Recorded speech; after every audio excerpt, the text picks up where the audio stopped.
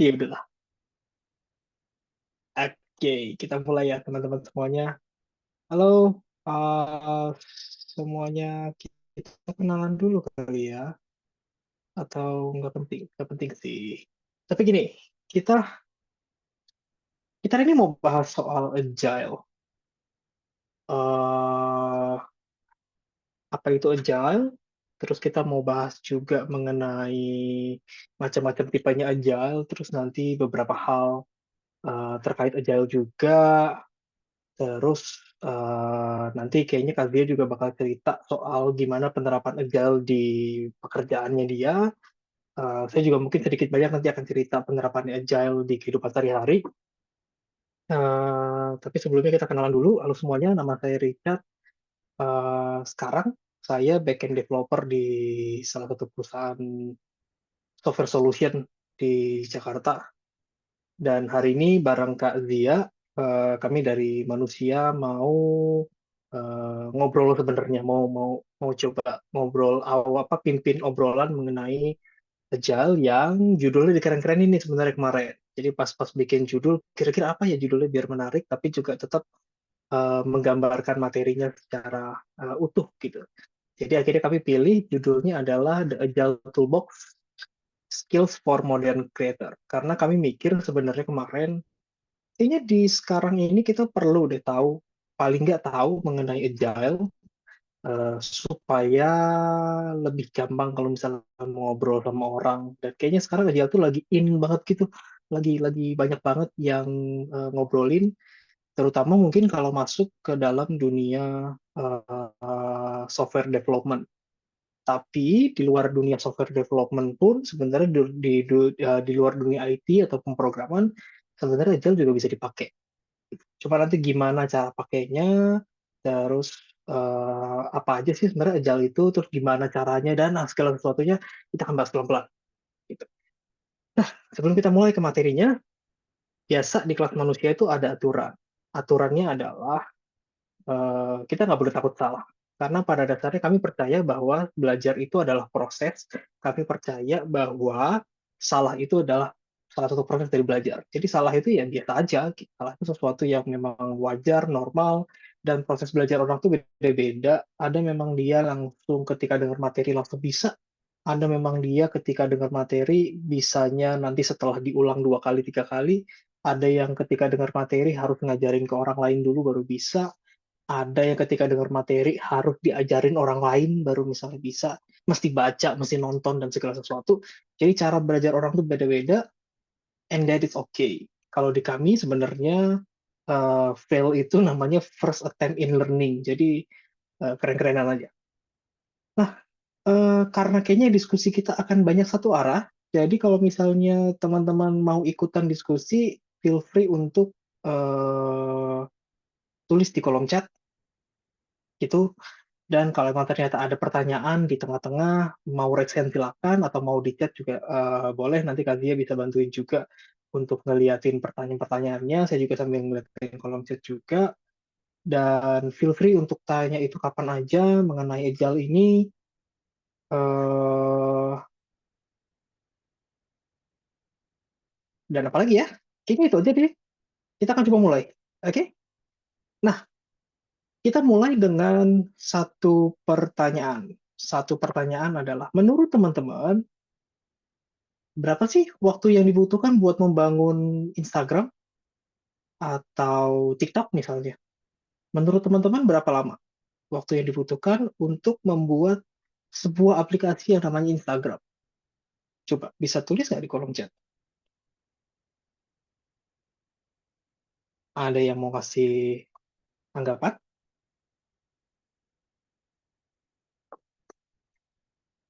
Setahun. Oke. Aplikasi atau akun? Aplikasinya. Aplikasinya. Kalau akun mungkin lebih singkat kali ya. Aplikasinya. Aplikasi Instagram. Jadi anggaplah aplikasi Instagram tuh nggak ada. Terus menurut teman-teman, berapa sih yang dibutuhkan? Oke, 2 tahun. Cukup lama, oke. Coba roughly kasarnya kira-kira berapa? Bilang 2 tahun, ada yang bilang cukup lama setahun, oke. Nggak ada yang bilang, oh, oke 3 tahun, 6 bulan, oke.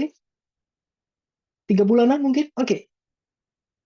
Nah, ini mungkin agak rese kali ya, karena ini pertanyaan jebakan sebenarnya.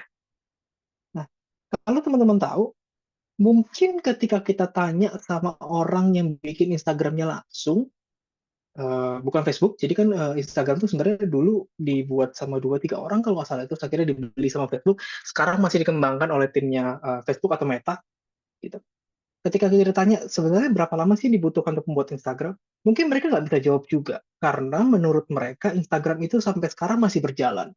Jadi mereka nggak punya waktu khusus nih untuk yang di pikiran mereka untuk kira-kira berapa lama ya gitu. Karena prosesnya sebenarnya sekarang udah jalan bertahun-tahun gitu. Dan menurut mereka proses development-nya itu nggak pernah selesai. Karena sampai sekarang programnya masih ada, aplikasinya masih ada, masih dipakai. Terus kita sebagai pengguna juga masih membutuhkan hal itu.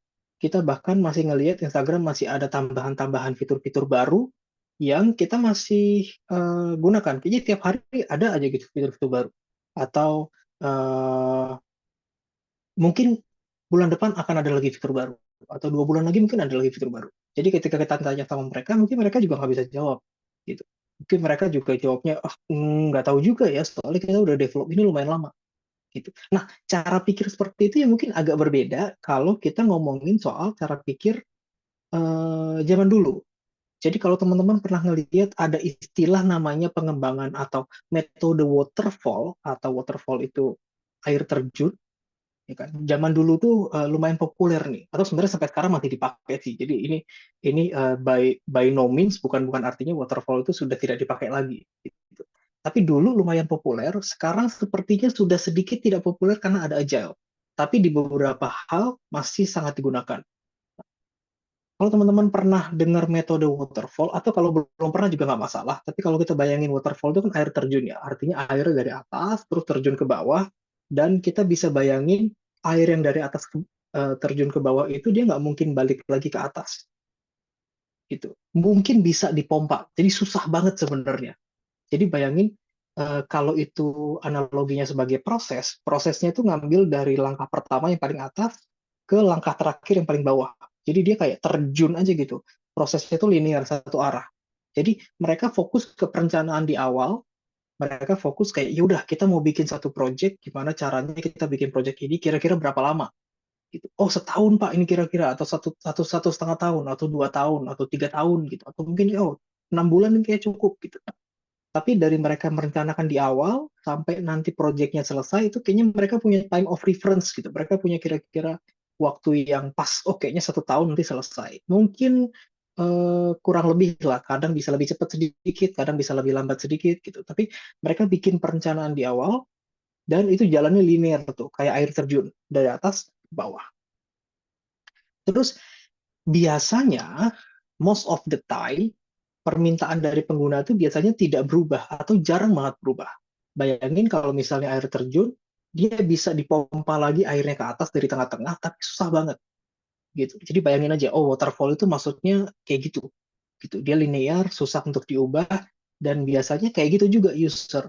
Jadi mereka ketika udah menentukan pakai waterfall, mereka bilang kalaupun ada perubahan biasanya minim sekali, gitu. Terutama perubahan di tengah-tengah tuh biasanya jarang banget. Karena ketika berubah di tengah-tengah, most of the time mereka harus ngulang lagi semuanya dari awal gitu. Dan biasanya pihak yang terlibat itu banyak banget. Jadi kalau kita bisa bayangin kalau mungkin dipakai di perusahaan-perusahaan yang gede banget yang birokrasinya bertumpuk-tumpuk, itu mungkin mereka akan pakai waterfall gitu. Jadi untuk menentukan sesuatu, bahkan misalnya untuk menentukan fitur, itu mereka mesti izin sama manajernya, mesti izin sama senior manajernya, mesti izin sama direkturnya, bahkan direkturnya punya direktur lagi misalnya. Gitu. Dan alur komunikasinya biasa lebih kompleks. Mungkin kliennya ada di negara lain. Mungkin kliennya biasanya mereka komunikasinya itu pakai email yang akhirnya lebih lama komunikasinya, back and forth-nya itu lebih lama. Gitu. Ngobrolnya itu lebih lama. Atau butuh tangga komunikasinya itu panjang banget gitu. Biasanya seperti itu. Apakah selalu seperti itu? Enggak juga. Cuma most of the time seperti itu. Nah, kalau gitu berarti waterfall ini udah kuno banget dong, Kak. Waterfall ini nggak mungkin digunain lagi sekarang. Nggak juga. Waterfall itu biasa digunakan untuk sesuatu yang sifatnya mission critical. Mission critical itu misalnya apa? Kalau kita ngomongin soal perbankan misalnya ya, kita ngomongin berarti core banking-nya tuh. algoritma atau step by stepnya untuk kirim uang, terima uang, cek saldo dan segala macam kayak gitu-gitu tuh biasanya aplikasi utamanya itu mereka buat pakai waterfall. Kenapa? Karena jarang berubah, namanya juga mission critical ya. Mission critical itu berarti kalau aplikasinya down itu parah lah. Gitu. Jadi biasanya mereka pakai waterfall itu karena persiapannya banyak tuh dan waktunya lama dan mereka udah tahu mereka mau bikin apa. Requirement itu tidak berubah. Kayak gitu aja. Caranya ngirim duit dari dulu sampai sekarang tuh kayak gitu aja. Gitu. Jadi bukan berarti waterfall itu tidak dipakai sekarang. Enggak. Waterfall masih dipakai. Cuma ada cumanya. Zaman sekarang itu kan dunia itu macam-macam ya. Dunia itu dinamis, berubah-ubah. Dunia itu kompleks. Kita bisa kerjasama dengan orang lintas bisnis, dengan orang lintas industri, dengan orang lintas negara, lintas budaya, lintas bahasa, terus semuanya sekarang serba cepat.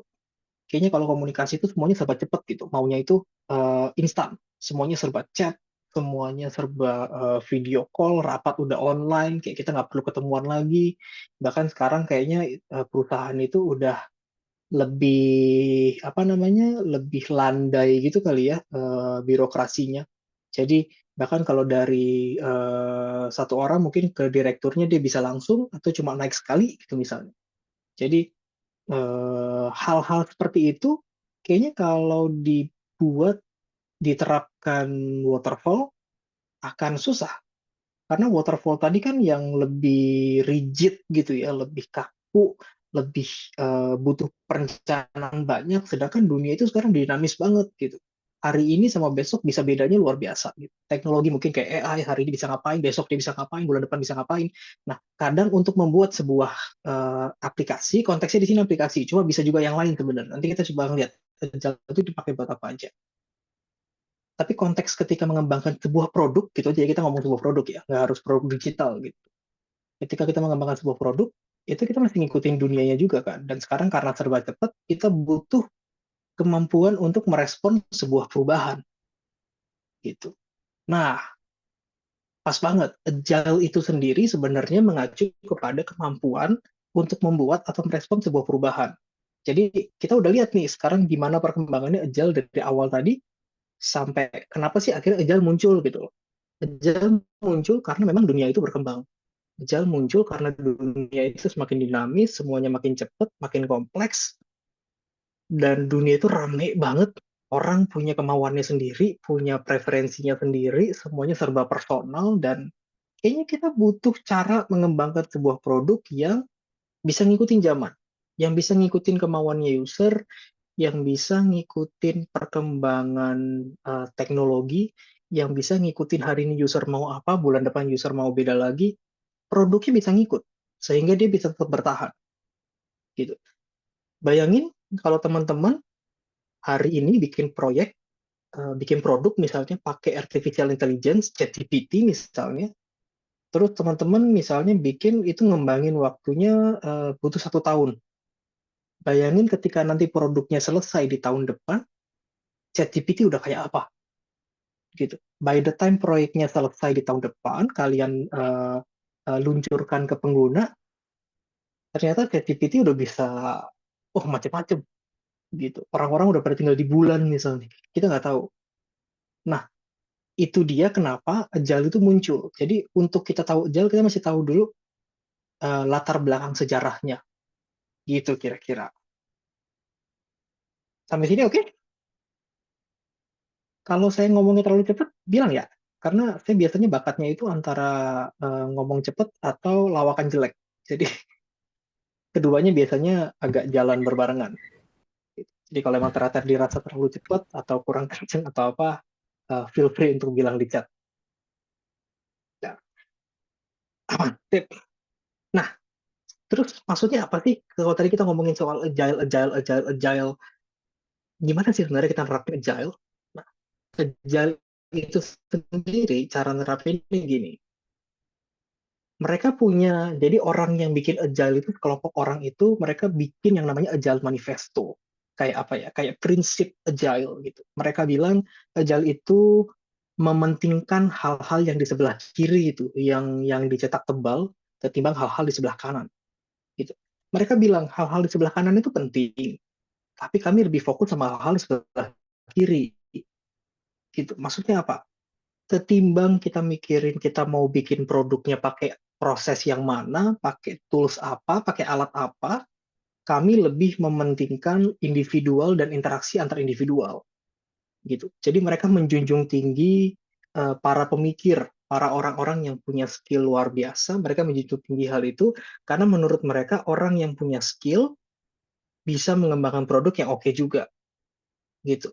Jadi ketimbang kita ngerapatin 6 bulan cuma ngebahas nanti mau pakai teknologi apa, Agile itu lebih mementingkan kasih saya orang yang skillnya oke, atau orang yang mau belajar, terus biarkan mereka berinteraksi dan mereka bikin produknya. Gitu. Jadi cara-cara pikirnya Agile tuh agak beda gitu. Jadi teman-teman mungkin kalau pernah dengar dulu, iya Kak, kami mau bikin produk aja atau misalnya mau nge-launch marketing campaign aja di Instagram itu rapatnya lama banget gitu. Misalnya rapatnya kita mau marketingin di Instagram atau mau di TikTok atau mau di mana kayak gitu-gitu. Jadi rapatnya lama banget. Nggak, kalau di Agile kita lebih pentingin interaksi antar individual. Karena mereka berpikir bahwa orang-orang pemikir ini yang memang punya skill dan punya kemampuan ini, mereka kalau misalnya saling berinteraksi, mereka bisa bikin satu produk yang oke gitu.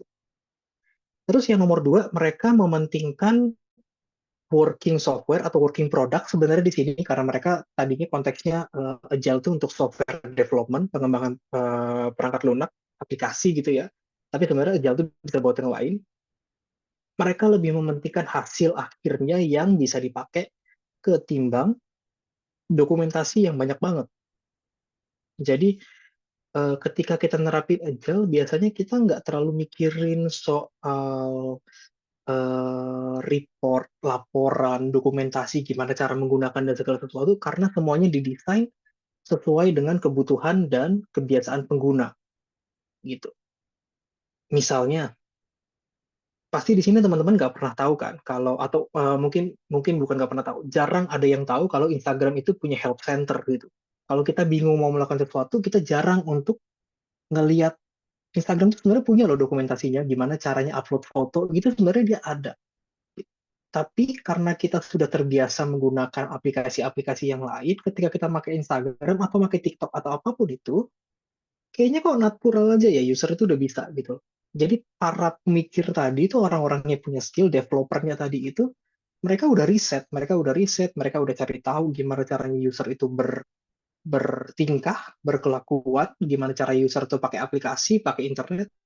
Akhirnya mereka apa namanya ya udah jalan aja gitu ketika bikin itu semuanya udah simple gitu. Jadi user itu bahkan tidak perlu terlalu banyak diajarin, mereka udah bisa makainya.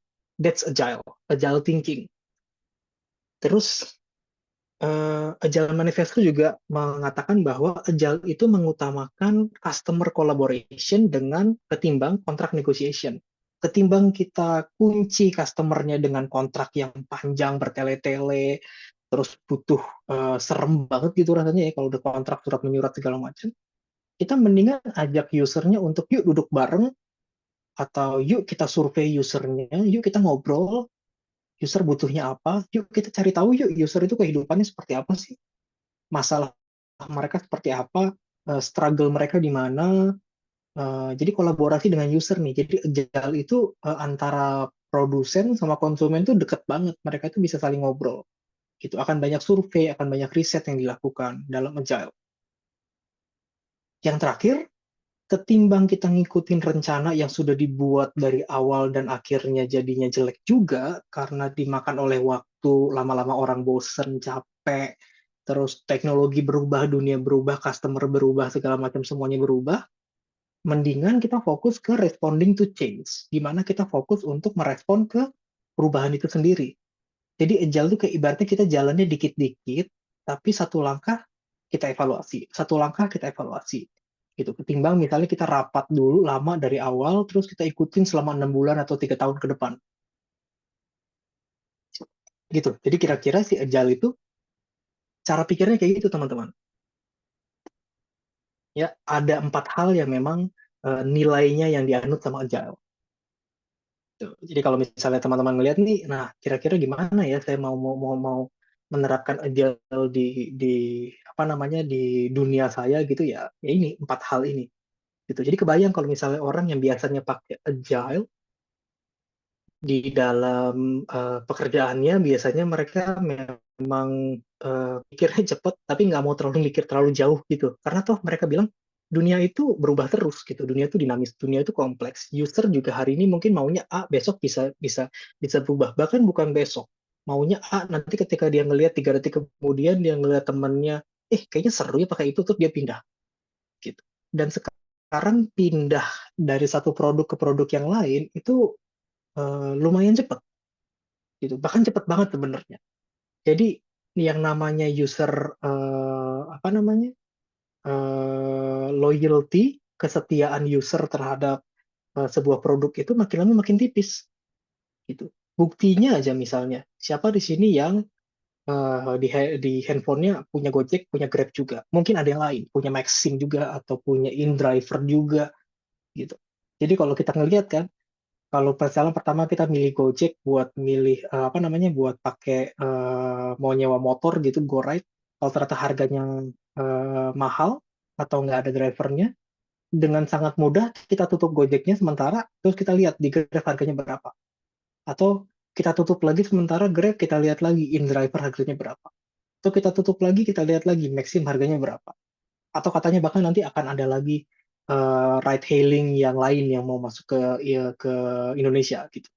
Jadi eh, karena customer juga pemikirannya berubah-ubah, ya kan, dan kesetiaannya itu tipis banget gitu. Jadi ya kita butuh agile untuk akhirnya bisa merespon terhadap perubahan-perubahan itu. Gitu. Itu agile, nilai-nilai yang ada agile. Terus prinsipnya gimana? Di sini kita juga bahas bahas soal prinsip. Agile itu mengutamakan kolaborasi. Ingat tadi kolaborasi antara customer sama produsen, antar produsen juga antar developernya itu juga kolaborasi, komunikasinya juga masih intensif. Jadi kalau emang ternyata uh, kita nggak bisa kolaborasi sama user, mendingan nggak usah. Terus agile itu iteratif. Apa maksudnya iteratif? Kita bahas habis ini. Itu iteratif itu maksudnya apa? Terus terus bertambah. Dia dikit-dikit tambahin, dikit-dikit tambahin, dikit-dikit tambahin. Terus kecepatannya konstan pendek itu maksudnya apa? Nanti kita bahas belakangan. Sama fokus ke kepuasan pengguna. Tadi kita udah bahas mengenai gimana ketika kita mendesain sesuatu, kita fokus ke pengguna itu maunya kayak gimana. Ketika kita mau bikin sesuatu, kita mikir, si user itu pakai aplikasi biasanya gimana ya? Gitu. Terlalu banyak kita bahas di sini, kita langsung bahas ke contoh akan lebih masuk biasanya. Tapi sebelum ini, ada yang mau nanya nggak? Mungkin ada istilah-istilah yang teman-teman belum tahu, atau apa gitu, nanya kabar, nanya. Sambil kita bahas ya. Iteratif. Nah, menurut teman-teman iteratif itu apa? Coba menurut teman-teman ada yang pernah dengar nggak kata-kata iteratif? Beda ya sama interaktif. Interaktif itu kan kayak gini nih, kayak saya nanya ke teman-teman, itu teman-teman balas ke saya itu interaktif. Tapi iteratif itu apa? Ada yang tahu nggak? Asal aja, salah juga nggak masalah. Yang cepat berubah, oke. Oke, bisa juga kita tampung dulu. Yang cepat berubah, sip. Ada lagi yang pernah dengar mengenai istilah iteratif? Mau dibikin bahasa Inggrisnya, tapi ya gampang juga sih bahasa Inggrisnya iteratif. Jadi kayaknya tidak membantu banyak. Ada lagi mau jawab? Iteratif. Satu orang lagi. Kita tunggu satu orang lagi sebelum kita masuk. Repetitif, oke. Nice. Perulangan, oke. Iteratif itu benar. Iteratif itu repetitif. Pengulangan yang ujung-ujungnya akan bikin cepat berubah. Jadi 3 jawaban tadi nggak ada yang salah. Mana yang lebih tepat sebenarnya iteratif itu ya repetitif, pengulangan. Cuma kalau kita ngomongin soal agile, iteratif, apa yang diulang? Gitu. Apa proses desainnya diulang terus, atau proses surveinya yang diulang terus, atau deployment-nya meluncurkan ke user yang diulang terus, atau proses testingnya yang diulang terus, atau perencanaannya justru yang diulang terus. Nah, jawabannya semuanya di dalam agile, semuanya kita ulang gitu. Jadi bayangin kalau kita ambil dari apa namanya panah yang sebelah kiri itu yang warnanya orange, dari kiri bawah, plan, perencanakan. Jadi mereka pertama ngerencanain dulu kita mau ngapain, terus masuk ke dalam fase desain. Misalnya, kita cobain aja. Oke, kita mau desain siklus terus-menerus. Yes banget, benar, benar banget. Anggap sekarang kita nggak punya eh, aplikasi namanya Gojek. Anggap kita nggak punya aplikasi namanya Gojek. Kita sebagai Nadiem Makarim dulu dan timnya, ya kita merencanakan. Biasa perencanaan itu kita mulai dari masalah. Mereka mereka ngeh nih, ih, kayaknya banyak ya orang yang mau naik Gojek, tapi mereka nggak tahu nyari Gojeknya di mana. Nyari ojek, sorry, nyari ojeknya di mana. Terus mereka ngeliat lagi, kayaknya di sana tuh ada tukang ojek. Cuma kok nggak ketemu ya sama pengguna yang di sebelah sana gitu. Jadi dari segi masalah mereka ngelihat sebagai peluang. Terus mereka rencanain, oke, gimana caranya ya kita mau ngegabungin orang yang butuh ojek sama orang yang memang penyedia layanan ojek, terus kita gabungin jadi satu, kita temuin di tengah gitu. Terus apakah mereka langsung development? Enggak, mereka desain dulu nih. Mereka desain pelan-pelan. Mereka coba nanti bikin kira-kira aplikasinya bentuknya seperti apa, cara kerjanya seperti apa, terus baru mereka development. Development di sini maksudnya codingnya lah gitu. Mereka coding, kalau udah jadi cepet nih mungkin kayak 3 bulan, 2 bulan gitu. Yang penting paling nggak bisa jalan dulu atau mungkin setengah tahun gitu ya. Terus mereka testing gitu. Bahkan kayaknya nggak setengah tahun sih. Kalau setengah tahun biasanya kelamaan. Terus habis itu mereka testing. Mereka testing ke user yang kecil dulu. Jadi mungkin tadi mereka ada di mana tuh? Mereka ngelihat mungkin di Jakarta Timur kali ya. Mereka ngelihat Jakarta Timur terus mereka ya udah deh, kita coba aplikasinya kita luncurkan tapi ke internal dulu aja nih. Maksudnya ke orang-orang yang beta tester dulu deh gitu. Jadi mereka datang ke tukang ojek, terus mereka installin aplikasinya di mereka. Pak, Bapak mau nggak nanti dapet customer yang customer nyari Bapak, bukan Bapak nyari customer gitu. Bapak nggak terlalu banyak nunggu nanti duitnya bisa lebih banyak. Terus mereka, oh boleh juga kita cobain gitu. Terus mereka juga ke customernya nih, Neng, Mas, kalau misalnya nanti mau cari ojek, coba deh cari ojek dari aplikasi kami aja gitu. Dibanding mesti ke pangkalan ojek, gitu. Mendingan nanti ojeknya yang datengin. Ojek yang datengin, terus harganya udah pasti. Gitu. Harganya udah pasti, eh, kita udah kasih mapnya kok nanti. Jadi tenang aja, tinggal masukin alamatnya, nanti ojeknya dateng, diantar. Gitu. Habis mereka testing, mereka deploy nih, yang tadi tuh, mereka deploy, terus mereka review.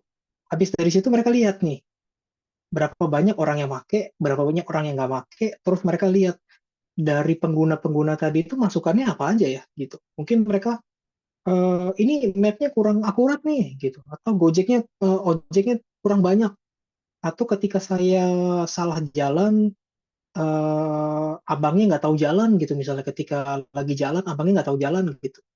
Terus habis dari fase yang review yang di sini, ya kan, habis mereka review, oh ternyata banyak nih masukannya, mereka balik lagi ke fase desain. Mereka balik lagi ke fase desain, terus mereka desain lagi. Dari masukan yang tadi itu mereka desain lagi, terus nanti mereka kembangkan lagi, mereka tes lagi internal, mereka luncurkan lagi ke usernya, mereka review lagi, terus itu muter terus gitu. Sampai akhirnya mungkin mereka habis itu launch gitu, launch ke publik. Nah, jangan salah, nanti habis dari launch itu mereka akan masuk ke sini lagi nih, ke plannya. Jadi nanti habis dari sini tuh akan ada bundaran kedua nih. Di sebelah sini tuh akan ada lingkaran kedua, nanti ada lingkaran ketiga, lingkaran keempat, lingkaran kelima, jadi akan terus. Makanya namanya iteratif gitu. Siklusnya terus menerus. Terus berhentinya kapan? Berhentinya ya sampai programnya udah nggak dipakai gitu. Sampai usernya bosen, atau sampai perusahaannya bangkrut, atau sampai ya apapun nanti. Makanya tadi pertanyaan yang di awal, berapa lama kita butuh waktu buat ngembangin Instagram? Mereka nggak tahu, karena sampai sekarang masih jalan iteratif. Prosesnya itu masih jalan gitu. Jadi mereka akan terus tuh nanti develop, test, deploy, review. Nanti user akan minta, bikin dong di TikTok ada itu tuh, ada fitur baru bisa pakai AI gitu gitu. Tolong dong Instagram dibikin juga. Oh ya, mereka desain lagi. Mereka desain lagi, mereka develop lagi, mereka testing lagi, mereka deploy lagi, mereka review lagi dan segala sesuatu. Dan setiap kali kita pakai aplikasinya juga data-data kita itu di-track sama mereka. Mungkin ada error di halaman mana, mungkin nanti, oh ketika masuk halaman ini lama nih prosesnya, oh usernya suka hilang sinyal nih nanti di sini. Oh user yang di Jogja fokusnya lebih seperti ini nih, lebih pakai aplikasi, lebih pakai fitur yang A dibanding fitur yang B. Oh ternyata user yang di Jerman sana lebih suka upload foto dibanding upload video. Oh, ternyata user yang ada di Timur Tengah sana lebih suka pakai Reels dibanding apa gitu. Oh, ternyata behaviornya di sini lebih suka ngelihat video yang kucing. Oh, ternyata di sana orangnya gimana gitu. Jadi mereka menggunakan berbagai macam cara untuk akhirnya berkolaborasi sama user sehingga produk mereka tuh semakin banyak personal ke usernya gitu. Kenapa mereka mau personal? Karena ingat tadi, user itu buat pindah dari satu produk ke produk yang lain itu gampang banget. Jadi untuk membuat usernya nggak pindah, mereka harus berlomba-lomba bikin satu fitur atau beberapa fitur yang memang personal sama usernya. Sehingga user males untuk pindah atau memang ketika dia pindah, dia ngangenin fitur-fitur yang ada di situ. Misalnya, ketika teman-teman pakai Gojek sama pakai Grab, mungkin ih, di Gojek ketika ngechat udah bisa ini ya, misalnya dulu gitu. Ketika di Gojek ketika ngechat udah ada tinggal tombol auto chatnya gitu, jadi saya nggak perlu ngetik banyak misalnya. Di Grab itu belum ada. Akhirnya itu yang bisa teman-teman stay. Karena teman-teman mikir kalau saya pakai Grab, saya mesti ngechat lagi gitu, mesti mesti chat abangnya, mesti ngetik lagi males. Mendingan pakai Gojek. Cuma si Grab ketika ngelihat kayak gitu dia gampang ngembangin ya. Ya udah dia bikin fiturnya auto chat misalnya. Yang chat yang sama juga kan mereka punya fitur yang kayak gitu. Akhirnya user jadi kayak ngeliat si Grab lebih murah nih terus ada fitur yang saya cari kemarin yang saya pakai di Gojek sekarang udah ada di Grab gitu. Ya udah saya pindah deh kalau misalnya harganya lebih murah gitu. Jadi bayangin teman-teman kalau misalnya masuk ke dalam dunia yang seperti itu, kita jadi nggak bisa berhenti tuh. Kita jadi terus berlomba-lomba karena once kita udah nemuin satu fitur yang memang dipakai sama usernya dan itu bisa nge-guide usernya, kompetitor nanti gampang banget buat bikinnya gitu. Jadi memang dunianya ya agile, dunia itu kompleks sekarang, dinamis dan cepat banget gitu dan rame. Jadi banyak pasar yang memang terbuka. Kita harus banyak kolaborasi sama lintas industri dan segala sesuatu. Terus kalau teman-teman mikir, terus gimana dong? Saya tuh pengen bikin produk pakai agile, tapi saya bingung kapan saya harus ngeluncurin. Kalau kayak gini kan saya bingung nih. Kapan ya saya harus ngeluncurin ke user gitu? Di titik mana saya berhenti bilang kayaknya ini udah cukup oke buat dikasih ke user gitu. Kan kita harus mikir gitu. Karena kalau kita develop terus, kita testing terus, kompetitor kita atau siapapun nanti yang mungkin punya ide yang sama, mereka juga tetap bakal berkreasi kan. Kalau terlalu lama kita bikinnya, usernya kabur, udah pakai produk kompetitor duluan atau saingan kalian. Tapi kalau terlalu cepat dan ternyata fiturnya jelek, usernya kabur juga. Dia yang ngeliat kayak, nih barangnya barang jelek. Gitu. Nah, di Agile, kita kenal yang istilahnya namanya minimum viable product atau MVP. Cuma MVP-nya bukan MVP player most valuable player ya kalau nggak salah ya. Itu bukan itu, bukan pemain terbaik di dalam sebuah pertandingan, enggak. Kalau di Agile, MVP itu adalah gampangnya nih, definisi gampangnya, MVP itu produk yang good enough, yang dapat digunakan oleh pengguna, terus bug-nya minimal. Maksudnya bug itu apa? Bug itu ya kesalahan. Jadi ketika mereka mengeluarkan sebuah produk, mereka mengetahui sebenarnya produk itu pasti ada errornya. Tuh, nggak mungkin sebuah produk nggak ada errornya. Tapi mereka memutuskan kayaknya produknya udah cukup deh dilempar ke pengguna buat dipakai. Kayaknya kalaupun ada error dikit-dikit nggak apa-apa lah. Gitu. Yang paling penting sebenarnya di sini, di bagian sini nih, fokus ke fungsi yang benar-benar penting dulu. Maksudnya apa? Coba kalau teman-teman di sini sebagai orang yang mau ngembangin produk Instagram, pernah pakai Instagram dong ya atau TikTok ya? Fitur pertama yang bakal teman-teman luncurin apa? Coba, fitur pertama yang bakal teman-teman bikin kalau teman-teman bikin Instagram. Menurut teman-teman aja. Anggaplah Instagram tuh nggak ada. Ada yang mau jawab? Fitur pertama atau function pertama, posting foto, yes. Ada lagi yang punya pendapat berbeda? Di luar login lah ya. Login tuh kayaknya udah hampir pasti gitu. Reels, oke. Ada yang bilang Reels mungkin duluan.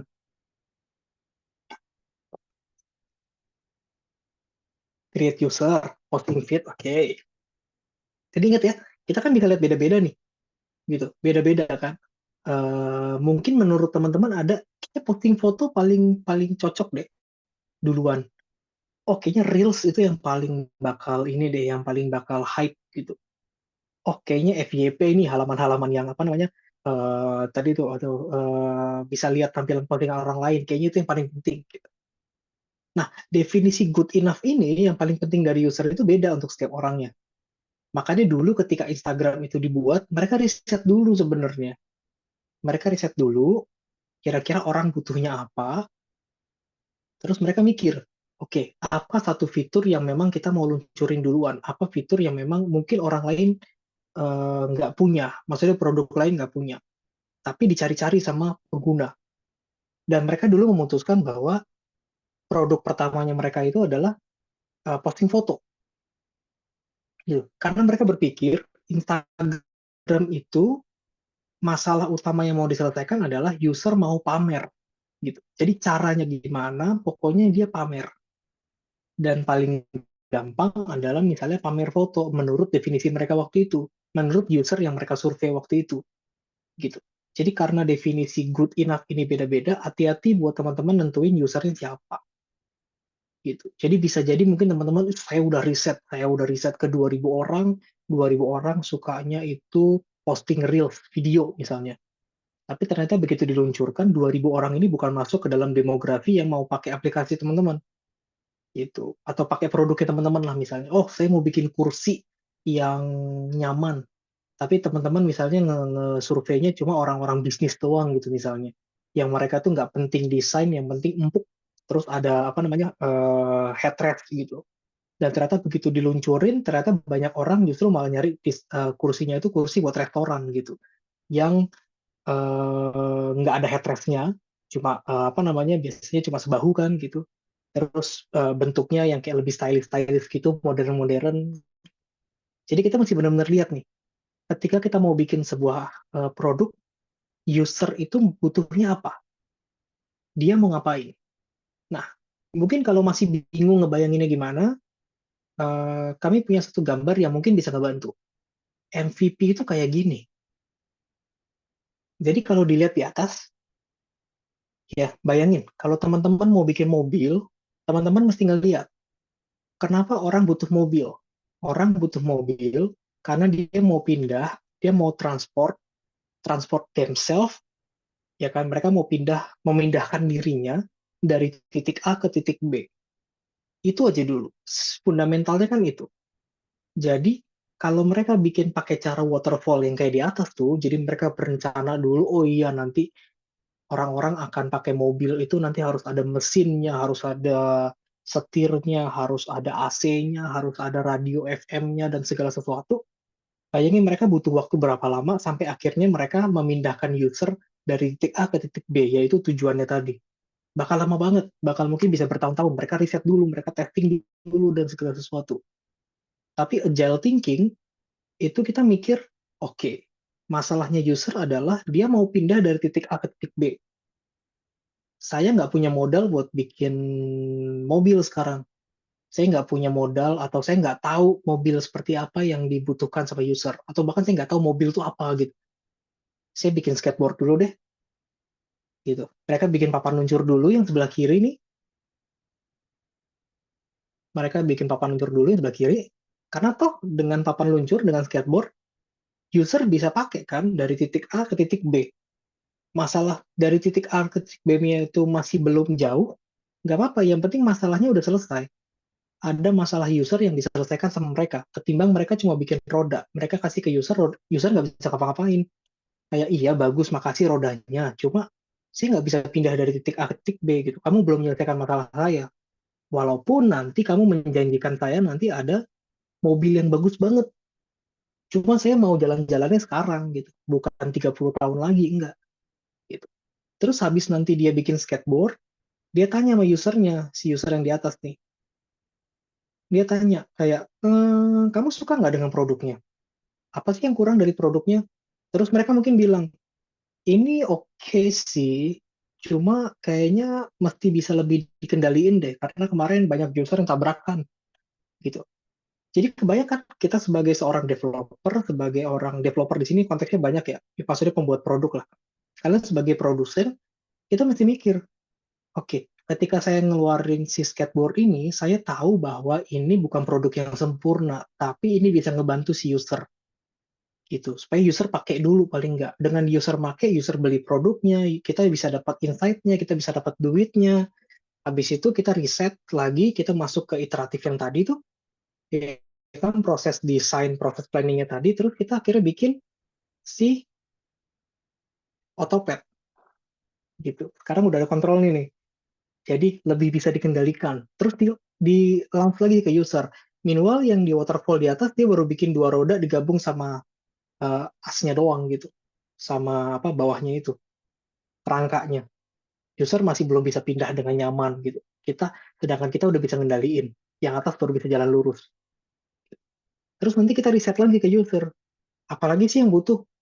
Kurang cepet sekarang. Oke, udah jauh lebih aman, saya bisa kendaliin, tapi kurang cepet. Saya butuh yang lebih cepet, misalnya. Kalau bisa nanti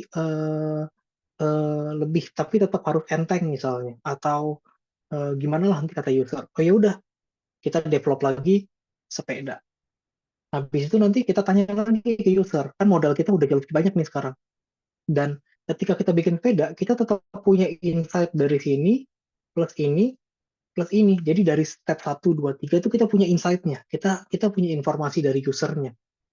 Gitu. Sehingga kita bisa memutuskan, oke, user itu kayaknya pengen yang mirip-mirip kayak sepeda, tapi lebih cepat lagi. Gitu. Dan lebih nyaman misalnya. Oh ya udah, user capek untuk ngegoes. Kita bikinin pakai mesin yang nomor 4 gitu. Terus terakhir mereka mikir lagi, oh ada user yang suka kalau ditutup karena dia kepanasan kalau misalnya transport. Atau mereka suka pindah dari titik 1 ke titik 2 itu tapi jauh banget misalnya. Jadi ingat, di setiap langkahnya ini iteratif nih. Dan dia incremental. Itu maksudnya tadi agile itu yang iteratif dan incremental. Ditambah dikit-dikit, terus memang dia terus berulang prosesnya. Dan di setiap langkahnya, dia menyelesaikan masalah. Gitu. Masalah user yang fundamental tadi. User mau pindah dari titik A ke titik B. Instagram pun seperti itu caranya. Ketika mereka ngeluncurin Reels, ketika mereka ngeluncurin like, ketika mereka ngeluncurin tag foto, masalah fundamental yang mau mereka selesaikan adalah user mau pamer.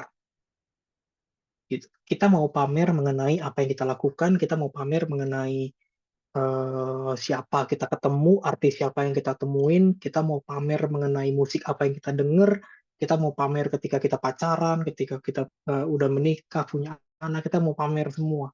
Masalah yang mereka mau selesaikan tuh itu. Kita tuh haus perhatian gitu. Makanya mereka bikin Instagram.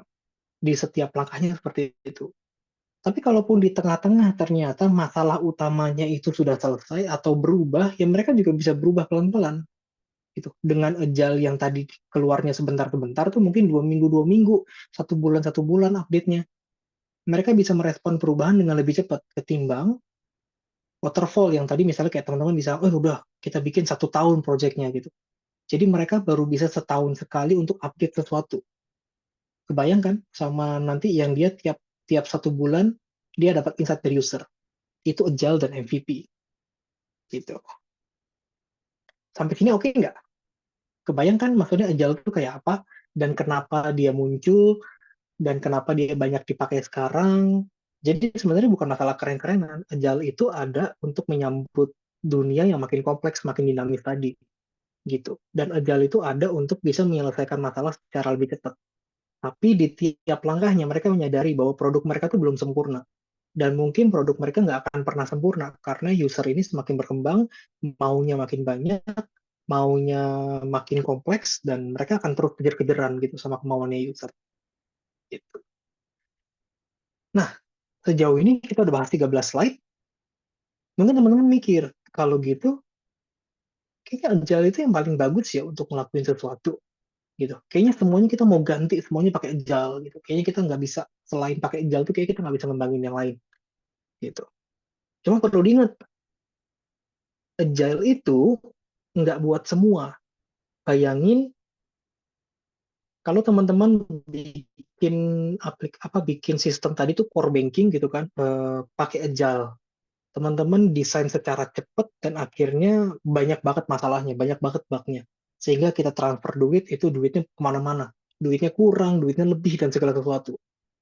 Jadi agak susah nih kalau kita mendesain sesuatu yang memang dia saklek, udah requirement-nya udah gitu aja, kebutuhan user udah seperti itu dan nggak akan berubah, mendingan pakai sesuatu yang memang udah saklek juga, waterfall aja gitu. Ketimbang memang kita adu nasib gitu atau kejar-kejaran. Kayak memang sesuatu yang memang nggak, kalau dia tidak dinamis, ya udah kita pakai yang statik aja gitu. Yang kedua, agile itu juga sering banget sulit buat diprediksi. Kenapa? Karena yaitu user hari ini bisa maunya A, besok dia bisa maunya bisa beda lagi. Atau bahkan 5 menit lagi maunya bisa beda lagi. Gitu. Jadi kalau teman-teman masuk ke dalam dunia agile, masih siap-siap bahwa kita harus selalu mau berkembang. Karena tadi kalau kita ngomongin di slide nomor 3, kalau nggak salah, agile itu adalah kemampuan untuk merespon perubahan. Gitu. Jadi kita masih pakai that kind of mindset, cara pikir yang seperti itu. Dan agile itu butuh kolaborasi intensif dari pengguna. Nih, pengguna yang di sini nih. Jadi kita mesti tahu user kita siapa. Kalau orang yang nyiptain Instagram dulu nggak tahu usernya siapa, pasti Instagram nggak mungkin jadi. Instagram nggak akan jadi seperti ini. Gitu. Dan mereka kolaborasi sama pengguna. Kolaborasi bisa macam-macam. Bisa wawancara, bisa survei, bisa pakai analitik yang mereka lakukan di aplikasi gitu. Ketika kita buka aplikasi, mereka baca waktunya, konten yang kita lihat mereka tahu, konten yang kita like mereka tahu. Nah itu juga mereka kolaborasi sebenarnya. Cuma cara nggak langsung. Terus, kalau agile ini tidak dilakukan dengan tepat atau tidak didesain dengan tepat, kalau aplikasi teman-teman atau produk teman-teman tidak didesain dengan tepat, artinya ketika teman-teman tadi bikin mobil, tapi teman-teman salah untuk memetakan masalahnya, jadi teman-teman mikir, oh, masalahnya user itu user mau eh, jalan dengan cepat misalnya. Teman-teman mungkin akan mikirnya kita langsung mau bikin motor gitu. Padahal sebenarnya yang dibutuhkan user adalah pindah dari poin A ke poin B. Sehingga ketika teman-teman bikin motor, iterasi pertama berantakan misalnya. Teman-teman nggak tahu motor yang seperti apa yang user mau. Bahkan user mau motor atau enggak itu juga kita nggak tahu. Gitu. Sehingga ketika nanti diluncurin, penggunanya kabur. Ini apaan sih, barang nggak jelas. Gitu. Atau ketika teman-teman bikin aplikasi gitu, teman-teman nanti bisa salah asumsi. Gitu. Teman-teman salah wawancara orang, salah asumsi, dan akhirnya begitu diluncurin, ih, aplikasi apaan ini nggak bisa dipakai. Udah nggak usah gitu. Terus akhirnya dia udah pindah ke aplikasi yang lain. Oke, ada pertanyaan. Kalau misalnya dalam proses iteratif itu terlalu banyak komen negatif sampai orang nggak percaya dan nggak mau pakai, gimana? Nah, biasanya kalau terlalu banyak komen negatif pasti ada aja gitu. Makanya tergantung dari kita nentuin penggunanya siapa. Gitu sih. Jadi kayak biasanya gini, ada satu hal, jadi kayak kita biasanya luncurin dulu pelan-pelan, tapi ke user yang kecil gitu. Jadi ketika mereka ngeluncurin Instagram dulu atau Gojek dulu, mereka nggak langsung langsung ngeluncurin ke satu Indonesia gitu. Nggak, mungkin mereka tes dulu di kota kecil, mungkin bukan Jakarta, mungkin kota kecil, I don't know, kayak apa ya, Semarang mungkin, yang mungkin terlihat lebih tidak, apa namanya, tidak sesibuk Jakarta gitu. Jadi mereka tes dulu tuh dari tes yang kecil. Kalau emang ternyata banyak komen negatif, mereka akan lihat gimana cara memperbaiki hal itu. Atau mungkin nanti mereka bisa tes di beberapa kota, sehingga kalau memang ternyata di satu kota itu aja yang komennya banyak negatif, di bagian kelompok itu aja, bisa jadi memang bukan target marketnya mereka. Gitu. Jadi kita mesti sadar juga bahwa mungkin target marketnya bukan mereka. Gitu. Atau bisa jadi memang ketika kita lakukan itu berulang-ulang dan ternyata komennya masih banyak yang negatif, tergantung negatifnya kan. Ada negatifnya memang kayak aplikasinya lambat gitu. Berarti kan gampang, bikin positifnya adalah dibikin lebih cepat gitu. Tapi kalau negatifnya mereka bilang saya nggak butuh ini, berarti mungkin memang aplikasi yang kita bikin itu nggak sesuai sama market yang kita tentuin gitu. Makanya dengan agile itu biasanya orang pada bilangnya eh, apa namanya, eh, habis di testing, habis itu bisa kayak breakfast gitu loh. Jadi dihancurin dengan cepat gitu. Karena memang mereka iterasinya pelan-pelan, mereka keluarin ke user yang kecil. Jadi kalaupun memang ternyata gagal di tes di user yang kecil, ya udah mereka ganti ide. Itu juga bisa. Pernah ngeliat kan mungkin ada aplikasi yang diluncurkan, kayaknya sebentar aja tuh, habis itu hilang. Gitu tuh ya itu kemungkinan besar mereka emang lagi tes pasar aja gitu. Atau nanti ketika mereka keluar dengan aplikasi yang lebih baru, itu dengan produsen yang sama, oh ternyata mereka udah belajar tuh dari hal itu. Ngejawab pertanyaan nggak tuh? Jadi komen negatif itu tergantung komennya sih.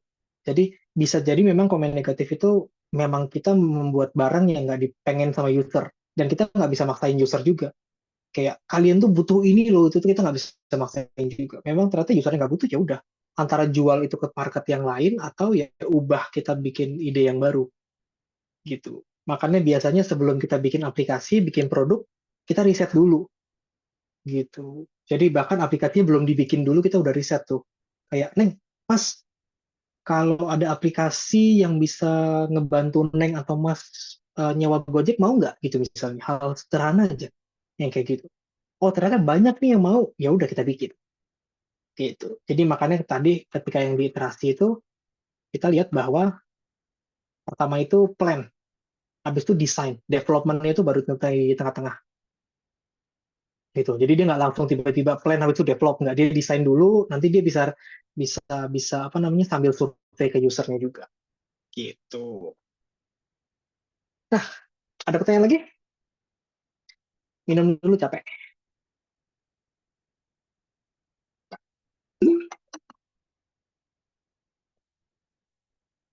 Aman? Ih, udah sejam juga ya. Aman? Kalau udah, lanjut ya. Nah, kalau teman-teman ikut kegiatan ini, kelas ini, karena mungkin pernah dengar Agile dengan nama lainnya, seperti misalnya Scrum. Kayaknya lumayan populer nih, kalau kayak di mana-mana kayaknya pada bahasnya Scrum, Scrum, Scrum, Scrum. Atau Kanban, ada juga tuh. Atau Extreme Programming, atau Iterative Process, atau apapun lah itu semuanya bicara soal Agile. Gitu. Itu semua bicara soal Agile. Nah, eh, mungkin mau nanya ini kali ya ke Kadia. Kadia kan sekarang kerjanya di ini ya, di IT company. Pakai Agile juga nggak sih, Kak? Kalau aku, sorry, suaraku jelas ya, ke Richard? Aman. Aman ya? Mm-mm. Aku iya, jadi kita menggunakan, sebelumnya tuh menggunakan waterfall ya, tapi karena Atau tadi ya, bisa karena, bisa ini nggak? Bisa ceritain gitu kayak melihat kebutuhan. produknya apa? Boleh nggak sih? Oke, Boleh ya? mungkin teman-teman tahu, apa? Boleh kali ya? Oke, kalau, aku tuh bikin satu, platform. Jadi, di company-ku tuh bikin platform untuk ya teman-teman pasti yang senang main games pernahlah top up, diamond, Mobile Legends gitu ya. Kalau teman-teman tahu ada ada platform namanya Dunia Games, itu miliknya, one of produk dari Telkomsel ya. Nah itu, salah satu produk yang, kami kerjakan gitu, di company-ku yang sekarang. Nah itu, eee, kami itu menggunakan, agile methodology salah satunya, untuk kita bisa, catch up dengan, perubahan yang cukup cepat ya di market gitu, dari sisi usernya. Karena balik lagi kalau misalnya kita bikin satu fitur dan fitur itu tuh kelamaan gitu ya. Let's say kita ada turnamen nih, ada mau bikin top up tapi event momennya udah lewat gitu. Terus kayak ya buat apa fitur itu keluar kalau momennya udah nggak ada gitu ya. Kayak misalnya contoh di dunia games itu ada namanya live streaming.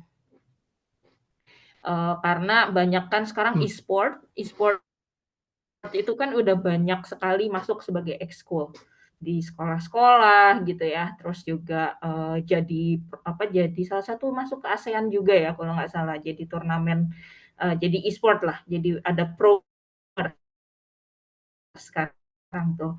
Nah itu tuh kita bikin gitu kayak misalnya live streamingnya gitu. Nah kebayang nggak kalau misalnya aku di tim nih kan ada tim bisnisnya. Tim bisnisnya itu ngobrol sama sama tim IT. Oh ya kita mau bikin kayak gini, kita mau bikin live stream gitu. Oke, terus kelamaan nih kita meetingnya gitu ya, atau kelamaan lah planningnya. Ujung-ujungnya e-sportnya udah nggak terlalu famous, live streamnya baru muncul. Nah terus siapa yang pakai gitu ya, nggak ada yang pakai. Jadi biasanya kami tuh selalu bikin ada yang namanya grooming. Grooming itu dilakukan di cuma 1 sampai 2 kali gitu ya, bareng sama tadi kalau Kak Richard pernah bilang multi division. Jadi semua orang dari berbagai kalangan, mau bisnis, ada dari IT-nya, dari product manager, project manager, semuanya ngumpul, kita grooming. Oh ya ternyata marketnya lagi ke arah sini nih. Yaudah, ayo kita mau bikin apa? Terus di breakdown requirement-nya kayak gimana. And then after that kita langsung jalanin gitu. Kita jalanin tadi ya plan-nya udah kita jalanin, dites, kasih ke user, baru nanti dari sana muncul feedback baru. Oh ternyata harus di A, harus dinaikin nih. Oh speed-nya harus gimana ya kalau misalnya kayak tadi live stream, kalau misalnya mendadak internetnya mati. Nah itu gimana gitu. Nah itu kan muncul pada saat setelah launch. Dan dari sana yang penting kepake dulu gitu si live streamnya, jadi ketahuan oh ternyata suka nih, orang-orang seneng nih dengan fitur ini. Oh ya mau ada apa lagi ya, habis dari sini kemana lagi, apa yang perlu diimprove, apa yang perlu di stop. Nah yang kayak gitu gitu Oke. kayak Oke, sip. Thank you, Kak Zia. Ada pertanyaan lagi nih, aplikasi apa yang bisa dibuat menggunakan metode agile? agile. Oke, mungkin, halo, Kak Zia suaranya putus-putus. Oke, nggak apa-apa, kita lanjut ya. Aplikasi apa yang dibuat menggunakan metode agile? Oke, jawabannya mungkin bisa banyak ya, tapi mungkin bukan aplikasinya, tapi lebih ke tipe seperti apa gitu. Kalau misalnya aplikasi apa ya semua sebenarnya bisa sih, tapi apakah semuanya harus pakai agile? Nggak juga.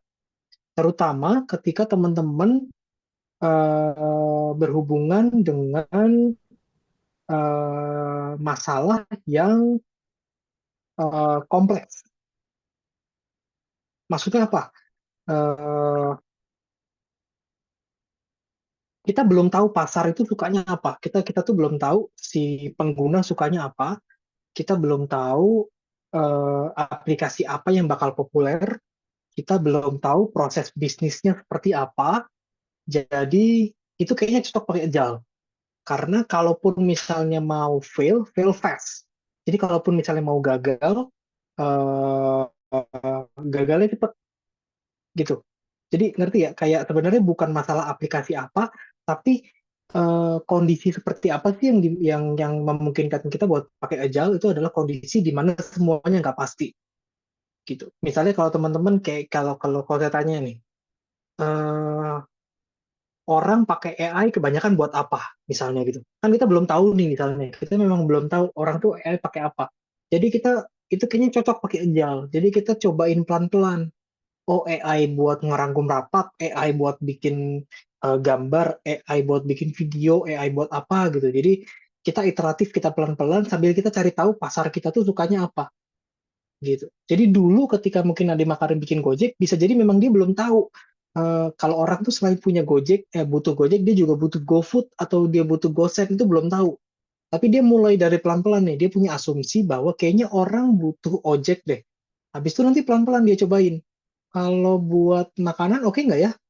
Oh oke nih. Kalau buat kirim barang oke nggak ya? Oh oke nih. Gitu. Kalau buat pijet oke nggak ya?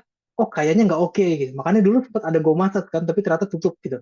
Nah kondisi seperti itu yang kita butuh butuh agile tuh. Kondisi memang di mana pasarnya berubah cepat, kita nggak tahu user maunya seperti apa, itu cocok banget pakai agile gitu. Semoga menjawab ya. Ambil kita saya jawab yang lain. Tapi kalau memang ternyata masih belum menjawab, chat aja lagi. Analisis seperti ini, kalau dituangkan dalam penulisan, bagaimana bayangannya? Penulisan ya. Maksudnya produknya produk tulisan gitu ya, kayak maksudnya bikin novel atau apa gitu maksudnya. Jadi agile untuk bikin karya tulis atau memang mau menulis soal agile? Gimana? Rahayu. Agile dalam bentuk karya tulis, maksudnya agile yang diterapkan dalam bentuk karya tulis, atau memang kalau kita mau nulis soal agile kayak apa? Saya agak bingung soal pertanyaannya. Agile untuk menganalisis masalah dalam karya tulis. Oh, oke. Eh, kalau buat karya tulis, kebayangnya sih, bayangin kalau gini, kita punya beberapa temen, misalnya kita mau bikin novel detektif gitu ya, misalnya pembunuhan. Kita punya beberapa temen yang memang deket banget sama kita. Terus setiap kali kita nulis babnya, kita kasih tahu ke mereka. Atau kita tanya, bro, kira-kira novel yang seru kayak apa ya? Oh, gimana kalau misalnya dibikin nanti pembunuhnya selingkuh sama siapa gitu misalnya. Oh ya udah kita tulis nih bab satu, bab 2, bab 3. Terus kita kasih ke dia. Terus kita kasih ke beberapa orang juga. Tolong dong baca. Habis itu kasih tahu masukannya apa. Ceritanya seru nggak misalnya? Atau pembunuhnya ketahuan nggak langsung? Nanti kalau emang ternyata mereka bilang, pembunuhnya cepet banget nih ketahuan, kayaknya di bab ini harusnya jangan langsung dikasih ini, atau ini kayaknya ada tokoh yang nggak cocok nih buat ditaruh sini gitu. Nah, itu kan nanti iteratif juga kan. Jadi habis dari ada review yang dari orang tadi, habis tadi kita deploy itu kita luncurkan ke teman-teman kita tadi, kita plan lagi, kita kita ubah lagi jalan ceritanya tuh, kita sesuaikan.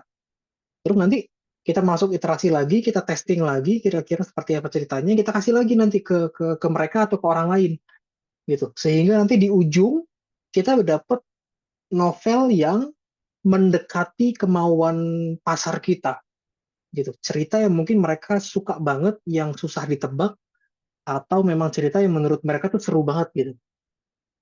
Bayang nggak gitu? Jadi kayak ngebuatnya iteratif dibanding dia langsung ngebuat dari awal sampai akhir. Jadi butuh input, yes, jadi butuh input gitu. Tapi kita majunya pelan-pelan gitu. Jadi agile tuh kira-kira seperti itu cara pikirnya. Ketimbang memang kita bikin, bro, ini ada novel nih udah 3.000 halaman, baca gitu. Itu waterfall tuh ibaratnya. Tapi kalau misalnya kita bilang, bro, ini ada kayak 6 bab dulu ya, cobain deh. Kayak seru nggak sih gitu? Atau kayak kita bisa bisa interview novel menurut kalian yang bagus tuh kayak apa sih novel pembunuhan ideal menurut kalian gitu. Nah, kira-kira kayak gitu tuh cara pikir agile. Jadi tadi kita menjawab ya agile kira-kira dipakai kalau dalam hal lain tuh kayak apa gitu. Atau misalnya agile kita mau bikin furnitur pakai agile bisa juga.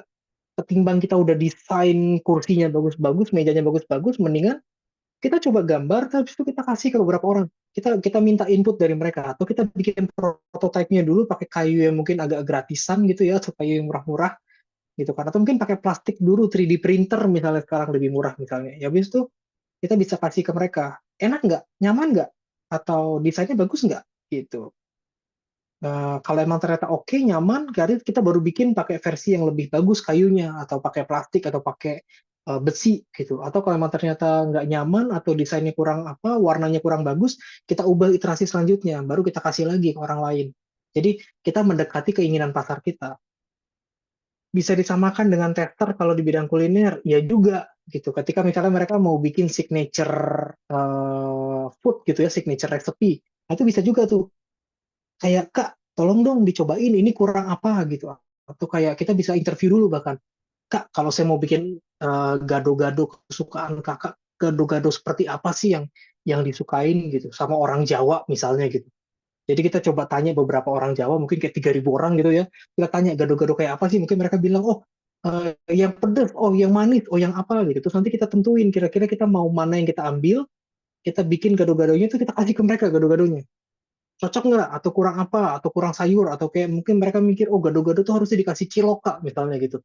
Akhirnya kita bikin bikin bikin terobosan gitu kan. Oh gado-gado jangan pakai bumbu kacang, harus pakai keju misalnya gitu.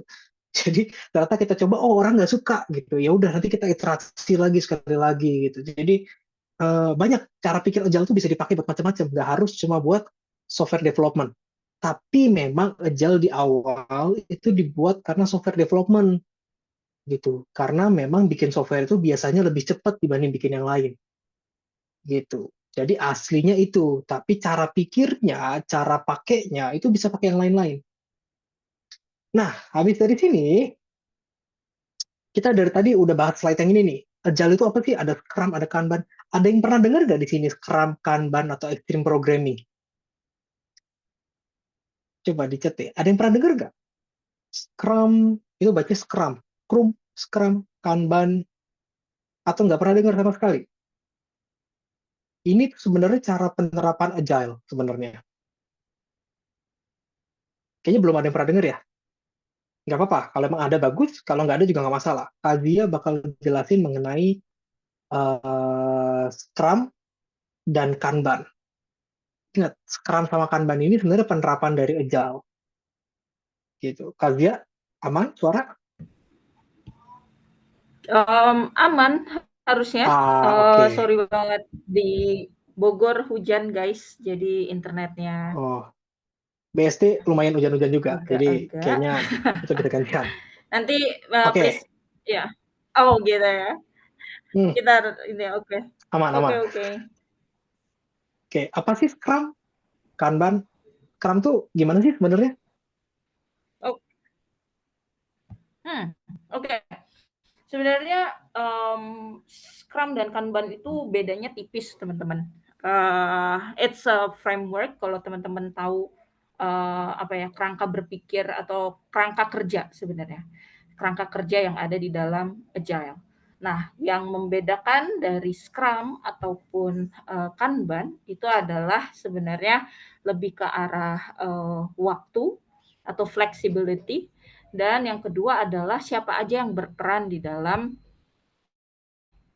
Scrum dan juga Kanban.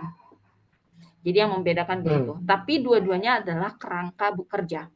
Kerangka bekerja. Nah, yang kelihatan di sini di layar terkait ini adalah the activity of Scrum.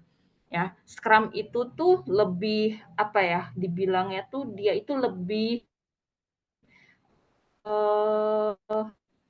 jelas peran-perannya. Lebih jelas di sini dan apa untuk setiap peran itu tuh dedicated. Dedicated tuh artinya adalah karena dia dibatasi oleh waktu, teman-teman. Jadi kalau Scrum itu tuh kalau teman-teman pernah tahu sprint ya, ada bukan sprint lari, ya analoginya kayak lari sih. Sprint lari dalam Oh Scrum dia iya, dibatasi benar. jadi ini oleh waktu di apa dibatasi oleh waktu gitu. Nah, di dalam Scrum itu ada namanya sprint ritual, sprint ritual kita sebutnya. Di di mana di dalam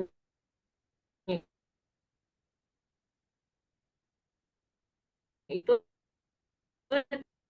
tadi di sebelah kiri teman-teman bisa lihat. Ini ada produk backlog atau I see, oke. Putus-putus suaranya. Nggak masalah. Nggak masalah. Mungkin hujannya separah itu. Oke, kita lanjutin aja ya. Jadi, mungkin Scrum itu mirip kayak apa? Scrum itu kan pada dasarnya agile ya. Jadi kalau misalnya teman-teman tuh pernah denger Scrum. Jadi, kayak gini nih, ada namanya product backlog. Product backlog itu apa sih? Product backlog itu ibaratnya kayak fitur apa yang mau kita kerjain, gitu. Fitur apa misalnya, jadi kayak, oh, kayak tadi kalau kita mau bikin Instagram, upload foto itu masuk namanya product backlog. Fitur kan, oh, add friend itu masuk product backlog juga. Fitur gitu. Jadi pokoknya kalian bilang kalau misalnya di sini ada product backlog itu fitur. Jadi fiturnya itu makin ke atas tuh makin diurutin, makin atas tuh makin penting. Ibaratnya kalau kayak kita bikin apa ya, kita numpuk sesuatu tuh makin atas tuh makin makin makin diambil duluan gitu.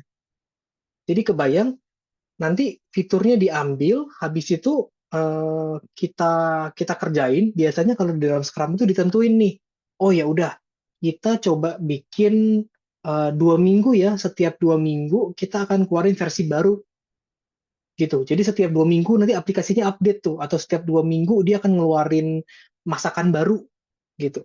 Nah, tiap hari itu mereka ada bikin namanya daily scrum. Daily scrum itu ibaratnya kayak rapat harian gitu.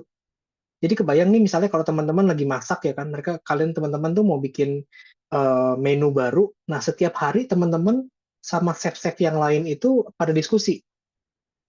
Dan itu diskusi maksimal cuma 15 menit. Jadi dipaksa nih.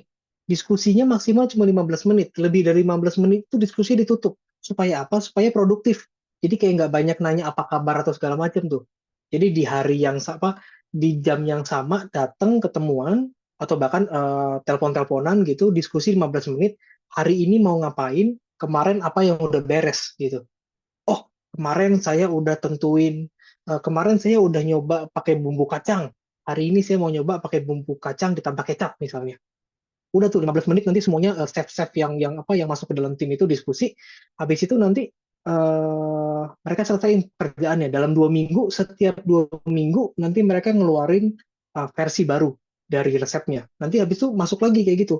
Sedangkan si head of chef-nya nih, si kepala chef-nya itu dia tetap nentuin fitur apa lagi yang mau ditentuin, yang mau ditambahin. Oh, misalnya coba eksperimen pakai sayuran yang baru, coba eksperimen pakai protein yang baru, coba eksperimen pakai bungkus yang baru, coba eksperimen pakai apa gitu. Sedangkan nanti si chef-chefnya ini yang kecil-kecil tuh, dia pokoknya tiap hari diskusi, terus kerja, sampai 2 minggu sekali mereka ngeluarin uh, hasil yang baru gitu. Jadi itu Scrum tuh banyak ya tadi yang udah dikunci-kunci tuh. Maksimal harus 2 minggu, maksimal harus 15 menit, maksimal harus 1 jam, maksimal harus apa gitu. Bagi link absensi nggak ada absensi sih di sini. Masuk-masuk nggak aman aman. Kita nggak ada link-linkan gitu. Nah terus kalau Kanban, Kanban itu sebenarnya bahasa Jepang teman-teman. Kanban itu bahasa Jepang artinya signboard. Signboard itu kayak papan iklan gitu. Kuncinya di Kanban itu adalah visualisasi. Jadi kita mau ngerjain apa divisualisasiin. Habis dari sini, acara ini kita akan latihan pakai Kanban. Gitu. Nanti kita akan seru-seruan pakai latihan pakai Kanban. Gimana caranya? Nggak usah takut kalau yang ternyata belum pernah Kanban atau belum pernah bikin aplikasi, nggak masalah banget. Nanti kita seru-seruan bareng. Oke. Selesai acara dapat materi, ya tenang. Nanti pasti dikasih kok materinya. Gitu. Sama nanti rekamannya ada juga. Oke. Nah, kalau Kanban, backlog yang tadi tuh kumpulan-kumpulan fitur, ini di sebelah kiri itu ditaruh di sebelah kiri. Jadi anggapannya kita punya kartu-kartu nanti ditaruh sebelah kiri. Terus kartu-kartu ini bakal dipindahin mana yang mau dikerjain. Cuma batas jumlah kartu yang dikerjain itu ditentuin. Nggak boleh lebih dari 3 kartu misalnya. Jadi kayak dalam satu tim kita nggak boleh lebih ngerjain dari 3 fitur dalam satu waktu. Karena kalau terlalu banyak yang dikerjain fiturnya jadi nggak fokus, kalau terlalu sedikit jadi nggak produktif. Gitu. Nanti kartu-kartu ini itu berarti kayak post-it. Bayang nggak? Kalau post-itnya nanti dipindahin ke papan satu lagi, dipindahin ke papan satu lagi. Gitu. Jadi kartu yang ini nanti dipindahin ke sini, di review. Nanti habis itu kalau udah reviewnya selesai, proses review selesai, dipindahin ke dan. Jadi semua orang yang ngelihat papan gede ini, itu dia bisa tahu status pekerjaannya udah sampai di mana. gitu. Jadi Kanban itu cara mikirnya kayak gitu. Tapi kami ngerti kalau emang teman-teman ngejelasin apa dapat penjelasan kayak gini terus masih bingung itu biasa banget karena emang susah buat dimengerti. So, ya udah habis slide terakhir itu cuma sumber gambar. Jadi, kita bakal coba pakai Kanban. Maksudnya gimana? Kita bakal interaktif,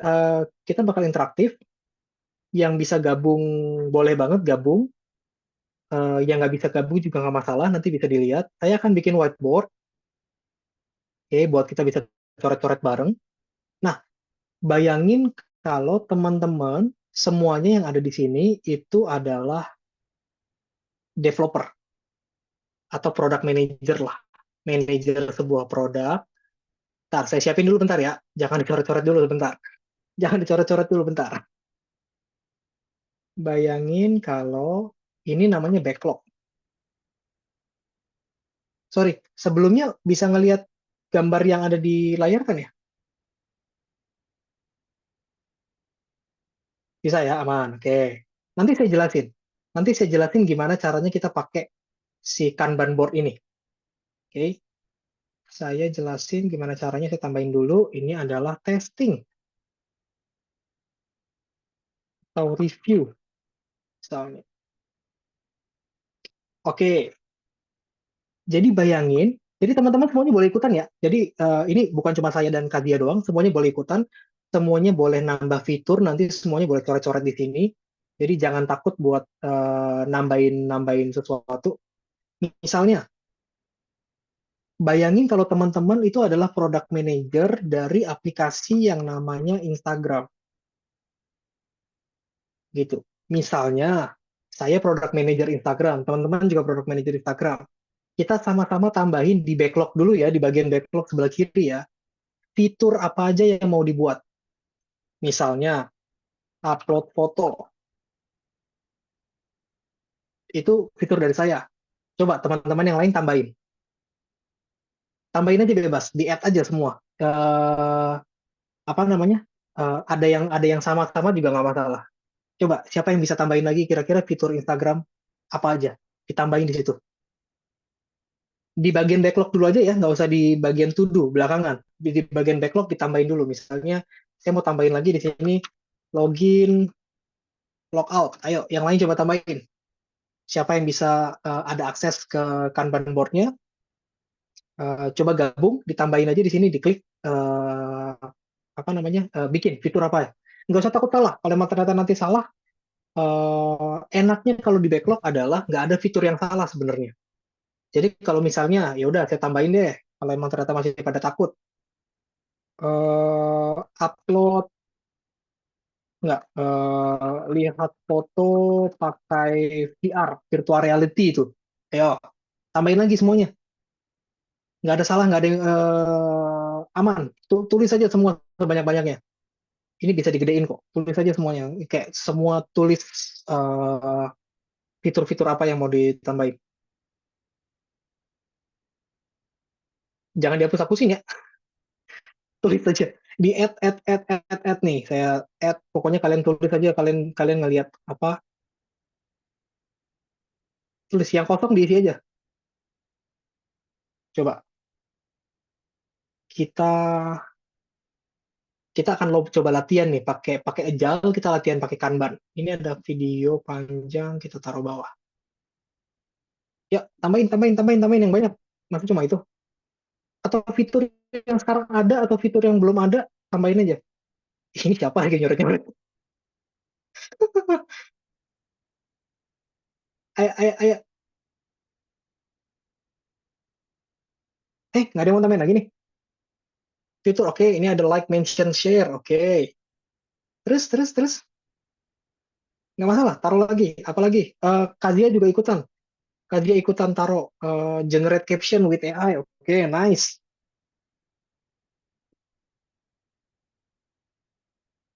Lagi nih, ada update feed, ada komen, oke, fine. Ada like, mention, share, oke.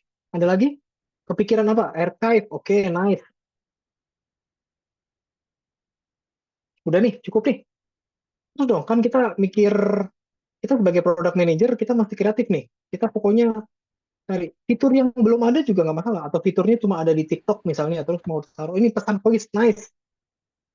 Lagi, misalnya saya tambahin lagi di sini, apa Atau ya? kalian yang ya yang ngerasa mungkin kayaknya bagus deh Instagram punya fitur A misalnya, atau kalian punya Bener-bener. suggestion. Hmm. Atau bahkan bisa apa ya? eh Generate foto pakai AI atau edit foto pakai AI. Tulis aja. Fitur community, nice.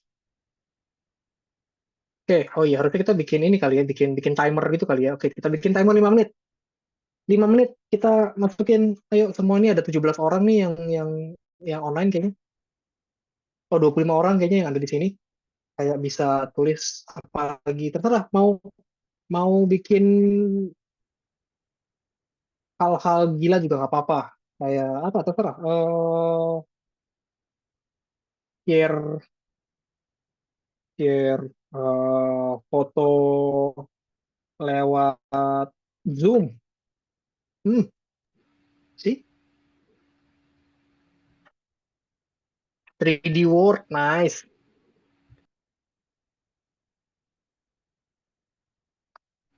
Ada Itu lagi? bisa jadi masukan buat Masih Instagram 4 juga. menit. It's a good idea gitu.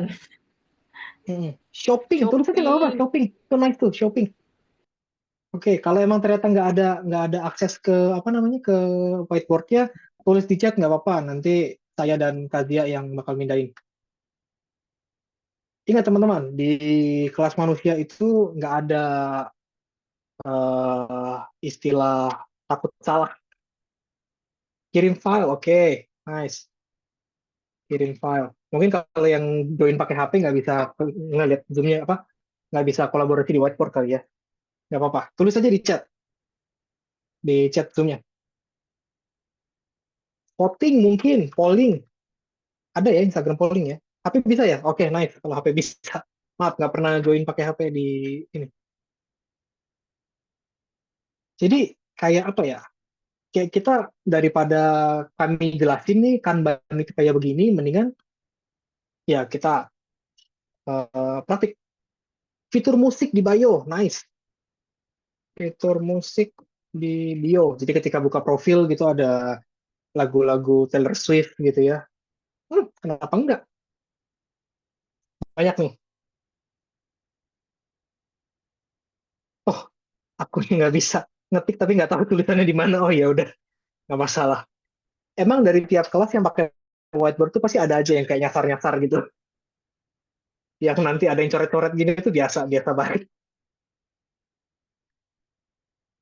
Masih ada 2,5 menit. Oke, saring head comment, automotive report. Oke, nice. Ini berarti filter head comment, auto automatic report, head comment atau spam.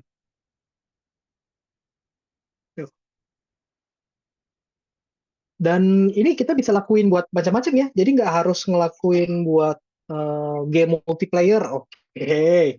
Kayak Facebook dulu ya. Facebook kan bisa tuh kayak game multiplayer. Jadi bayangin kalau teman-teman di sini, ini jangan digeser guys. Kita lock dulu ya. Jadi kebanyakan fitur kayak Shopee. Iya ya, saya tuh males banget pakai Shopee. Di sini saya kalau belanja biasa pakai Tokopedia yang kayak rada lebih entengan dikit.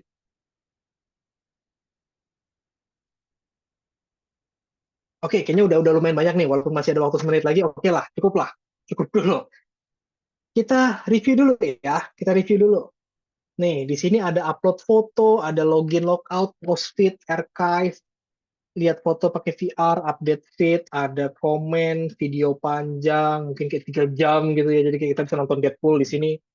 Fitur like, mention, share, generate caption, pesan voice, kolaborasi, entah apapun lah kolaborasi itu maksudnya, 3D World, fitur community, edit foto, dan segala macam. Oke, nah ini namanya backlog teman-teman. Ini tuh namanya backlog. Backlog itu adalah kumpulan fitur-fitur yang nanti kita mau kembangin. Cuma bedanya apa backlog sama to do? To do itu kan berarti akan dilakukan, ya kan? To do itu kan berarti di sini akan dilakukan atau akan dibuat sebenarnya. Terus bedanya apa backlog sama to do? Ketika di backlog, biasa fiturnya itu masih lagi dipikirin gitu. Jadi kalau di backlog tuh biasanya yang kayak tadi tuh, kayak kita tuh masih mikir kayaknya fiturnya ini masuk akal deh, kayaknya ini bisa dipakai deh, kayaknya kayaknya 3D Word masuk akal deh buat dikembangin, kayaknya bisa deh edit foto pakai AI, kayaknya bisa deh jualan di Instagram, kayaknya bisa deh dibikin polling, kayaknya bisa deh ini, kayaknya bisa deh itu gitu. Jadi backlog tuh sebenarnya seperti itu. Nah, tugasnya product manager selanjutnya, ini saya agak zoom out dikit gitu ya, karena saya mau kasih contoh. Tugas dari product manager selanjutnya adalah memprioritaskan sebenarnya mana yang bisa dikembangin, mana yang masih mana yang bisa langsung dibuat, mana yang masih akan dikembangin. Jadi saya sebagai product manager nih, Kak Zia sebagai product manager, dia bisa nih kayak, oh oke, upload foto, saya mau kembangin. Jadi saya pindahin ke sebelah kanan, gitu. Oh, login logout, ini kayaknya penting nih, saya pindahin ke sebelah kanan. Gitu. Aslinya kalau diklik sebenarnya kita bisa masukin detailnya tuh. Kita bisa masukin upload foto, misalnya user bisa upload foto sampai 30 megabyte, misalnya kayak gitu-gitulah. Atau resolusinya berapa tuh nanti ada detailnya. Tapi kan sekarang kita belum ngomongin detail dulu. Kita baru ngomongin simulasinya gitu. Jadi misalnya post-fit nih bisa nih dikembangin nih. Jadi kayak sudah cukup matang untuk kita sudah riset dan itu akhirnya bisa dipakai atau bisa dibuat, bisa di-develop, bisa dikembangin. Archive kayaknya belum dulu deh misalnya. Update feed oke, kita pindahin ke to do. Komen oke, misalnya. Oh, fitur like, mention, share. Nah, termasuk kayak gini, tugasnya product manager adalah kalau fiturnya terlalu besar, biasanya yang dia lakukan adalah diubah menjadi kecil-kecil. Jadi fitur like biasanya dipisah, sama fitur mention biasanya dipisah, terus nanti fitur share juga dijadiin satu fitur sendiri. Nah, menurut teman-teman kenapa saya lakukan ini? Kenapa nggak langsung dijadiin satu, sebundel-bundel gitu? Kenapa harus dipisah jadi lebih kecil? Ada yang bisa jawab nggak kira-kira? Ada yang kepikiran nggak? Kira-kira alasannya kenapa? Kenapa sih Kak harus dibagi jadi lebih kecil-kecil? Kenapa nggak ya udah kita bikin aja semua gitu kayak tadi like, mention, share langsung 3 biji gitu kita develop. Coba ada yang bisa jawab nggak?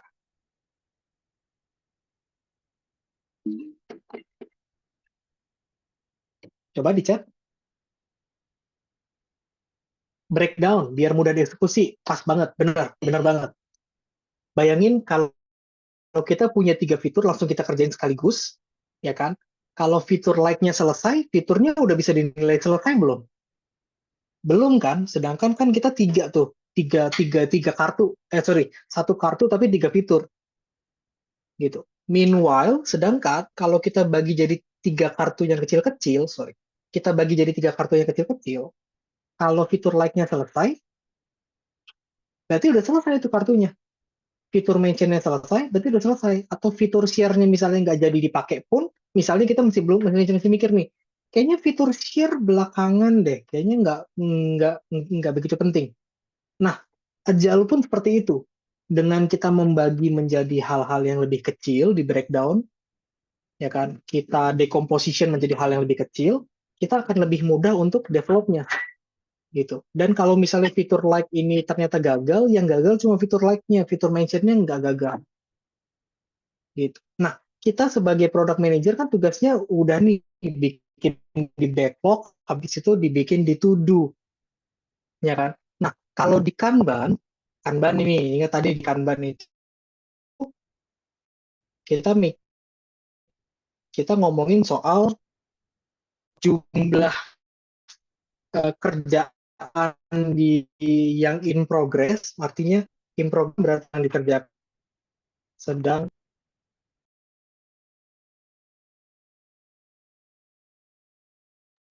Oke, in progress itu adalah mereka fitur-fitur yang memang lagi dikerjakan. Nah, kita bisa tentuin nih jumlah in progress itu maksimal misalnya 3.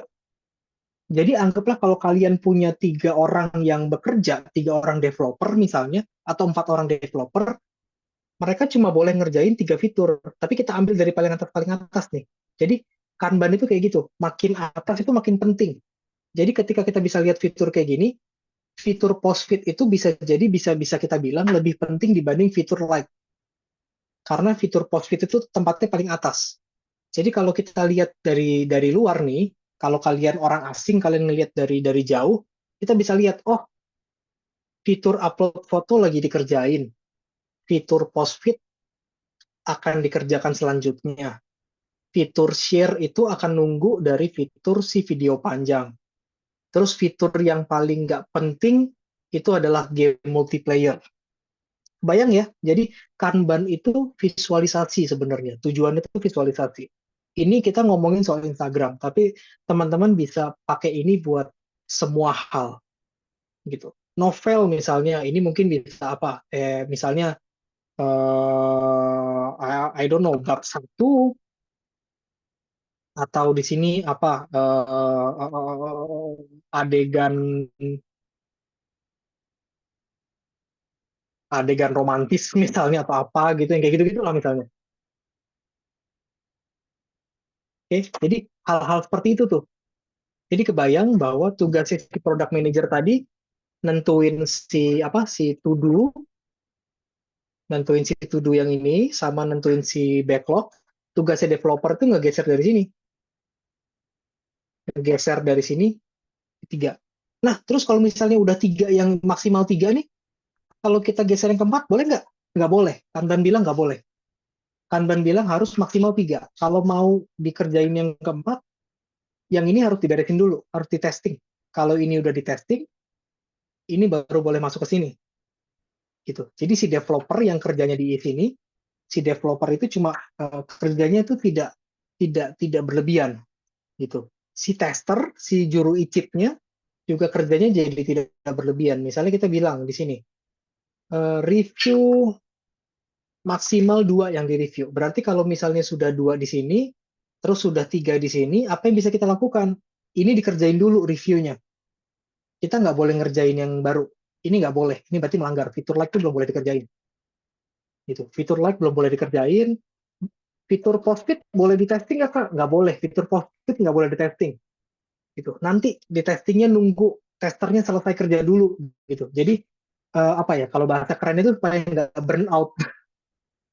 Gitu. Jadi setelah upload foto udah dites kak, upload foto udah beres sekarang. Oh ya udah berarti post-it bisa di sini, berarti fitur like bisa dikerjain gitu.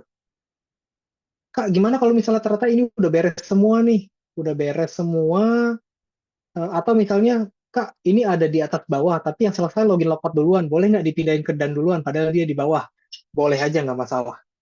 Gitu. Kalau udah sampai sini sebenarnya nggak ada masalah. Gitu. Terus misalnya ini udah beres Kak, ini udah beres juga, ini udah selesai, ini udah selesai, ini udah selesai, ini udah selesai, ini udah selesai, ini udah selesai, ini udah selesai. Tapi sekarang in progress-nya kosong gimana? Oh, berarti product manajernya kurang kerja nih. Product manager tuh harusnya lebih lincah. Dia udah ngeliat nih, kalau di in progress-nya misalnya atau di to-do-nya udah tinggal 2 atau udah tinggal 3 misalnya, oh, saya masih tambahin nih, gitu.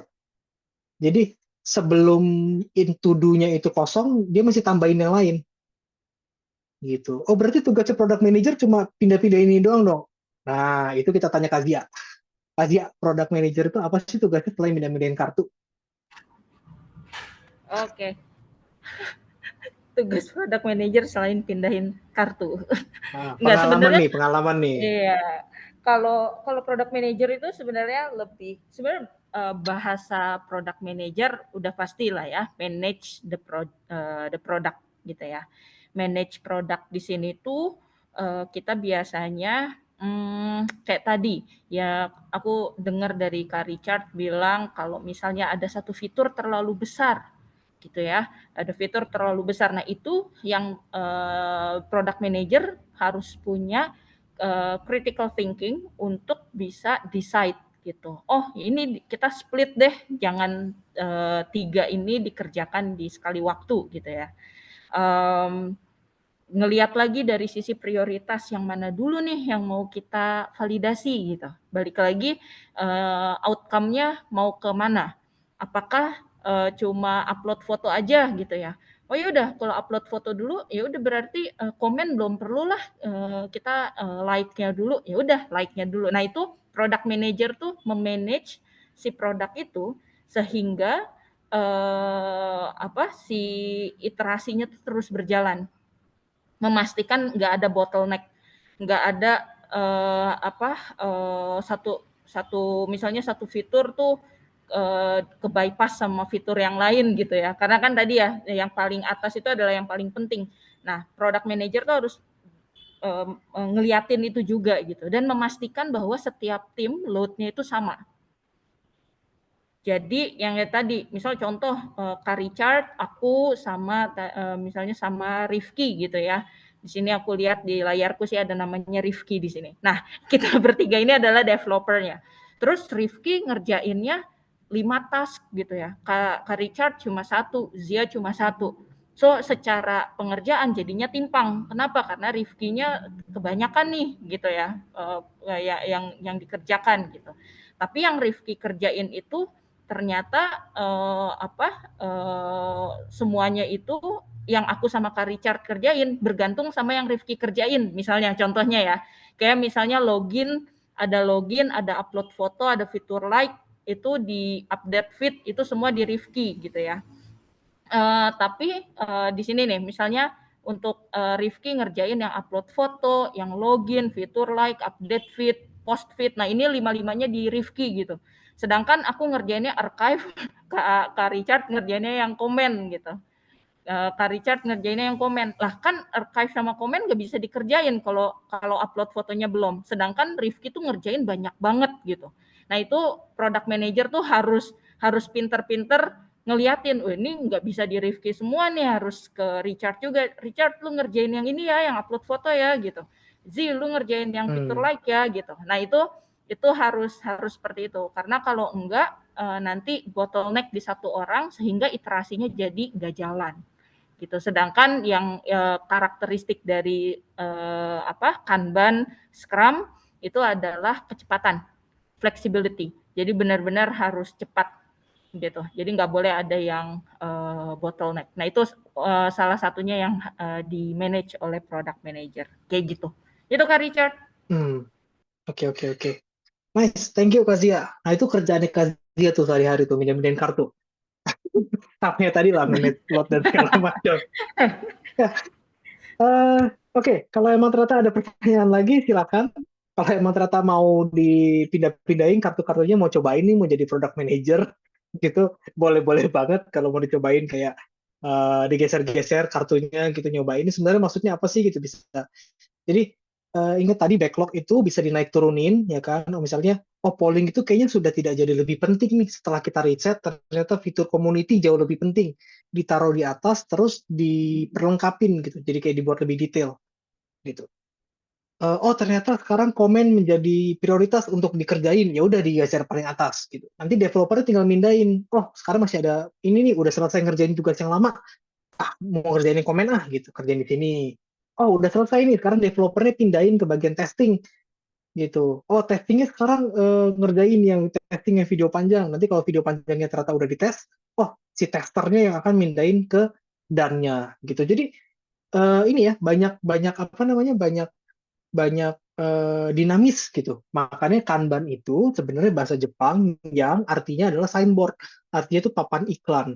Jadi dia bisa ngelihat, semua orang nanti bisa ngelihat dari apa namanya ya, kayak ngelihat papan iklan gitu. Bisa ngelihat fitur apa yang paling penting, fitur apa yang udah selesai, fitur apa yang masih dijalanin, fitur apa yang testing gitu. Ya, sambil saya ngelihat dan kalian ngelihat komen-komen, kalau misalnya ada pertanyaan yang lain-lain, feel free. Mau ini dipindah-pindahin atau mau ditambah-tambahin lagi, silakan dibikin whiteboard. Whiteboard tuh memang pada dasarnya memang buat kolaborasi sih. Atau mau tulis nama di sekitarnya juga boleh nih. Kayak saya contohin deh, kayak Richard was here. Boleh aja, kayak nggak masalah. Cuma yang ini tolong jangan dihapus-hapus ya. Ini saya lock aja deh. gitu. Silakan kalian mau coret-coret, mau gambar-gambar di sekitarnya, feel free. Karena biasanya habis kelas itu kami akan share whiteboardnya nanti ke grup gitu loh. Kayak ini tuh hasil whiteboard dari kelas ini gitu. Jadi yang mau tulis nama, mau gambar-gambar atau segala sesuatu terserah. Yang mau tanya bisa raise hand atau tulis di chat. Kak, kalau bisa kasih contoh penerapan agile dalam kehidupan sehari-hari supaya semuanya bisa relate. Oke, agile dalam penerapan sehari-hari. Selain tadi misalnya kita mau tadi ya ngarang novel, misalnya tadi bisa kan? Kita bisa pakai dapat e-sertifikat nanti habis acara ya. Habis acara nanti bakal dikirimin sama Kak Dia e-sertifikat. Oke, agile dalam sehari-hari paling gampang mungkin gini. Kalau teman-teman pernah nyoba buat diet, ya diet misalnya, oh pengen nambahin berat badan atau pengen nurunin berat badan gitu. Kita kalau kita bikin perencanaan misalnya, oh ya udah 3 bulan ke depan saya mau bikin pokoknya mau makan ini aja gitu. Kalau emang ternyata di minggu kedua teman-teman lapar, mungkin nggak sampai 3 bulan dietnya berjalan? Kayaknya nggak kan. Nah, kalau teman-teman misalnya bikin apa perencanaan dari awal tuh kayak 3 bulan 6 bulan ke depan itu, nah itu ibaratnya kayak perencanaan kayak pakai waterfall tuh. Meanwhile, sedangkan kalau teman-teman pakai cara pikir agile untuk diet, diet nih cara apa? Kayak yang mungkin lebih lebih lebih lebih sederhana gitu ya contohnya. Kalau teman-teman mau pakai agile, teman-teman bisa pikirin, oke, 2 minggu ke depan atau 1 minggu ke depan menu makanan saya ini, gitu. 1 minggu udah ditulis nih. Hari Senin makannya apa, Selasa makannya apa, Rabu makannya apa, siang malam, Kamis makannya apa, Jumat, Sabtu, Minggu siang malam makannya apa, jajannya mau di hari apa aja, kalorinya berapa di track misalnya, gitu. Terus ternyata habis dari hari Minggu beratnya ternyata belum turun nih, atau beratnya malah naik. Habis itu teman-teman ngapain kalau gitu?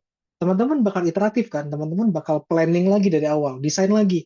Oke, kayaknya diet kemarin makannya kebanyakan, atau kayaknya saya mesti ganti nih bahan-bahan makanan ya, mungkin dari nasi putih ke beras porang atau ke nasi shirataki. Oh, kayaknya dari apa namanya daging sapi, sekarang saya mau coba pakai daging ayam dulu deh, yang kalorinya mungkin lebih rendah gitu.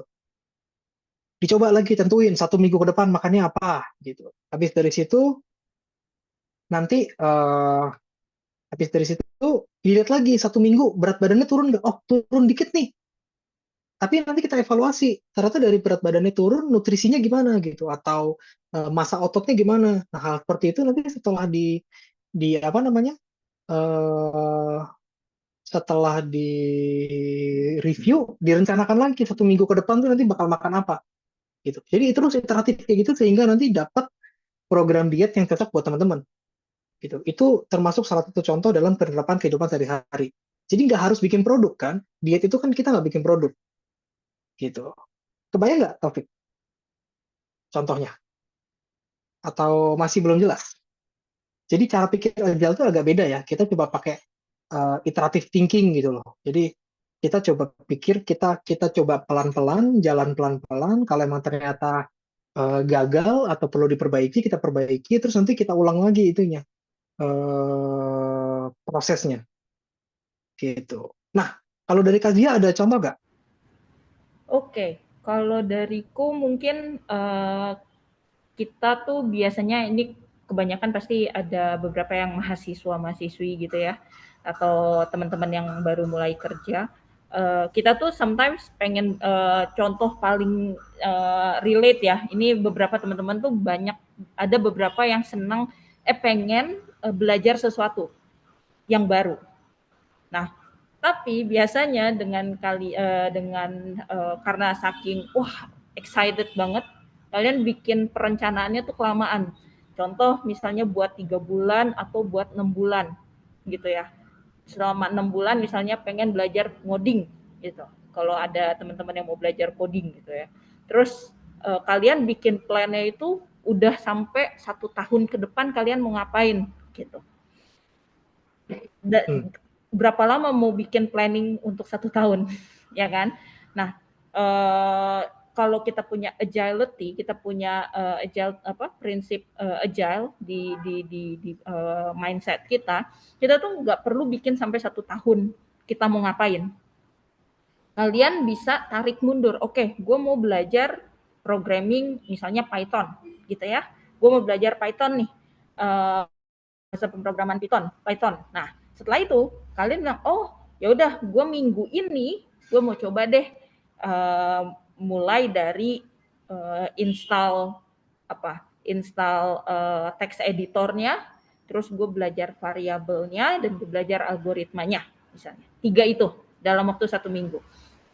Ternyata nanti dievaluasi sama kalian, wah ternyata laptop gue nggak mumpuni nih buat text editor yang ini, let's say kayak gitu. Oke, berarti nanti ada iterasi kedua. Oh, iterasi keduanya adalah pakai misalnya RAM-nya naikin atau apa. Terus nanti belajar lagi bikin misalnya apa ya, basic fitur kayak CRUD, create, read, update, delete misalnya gitu.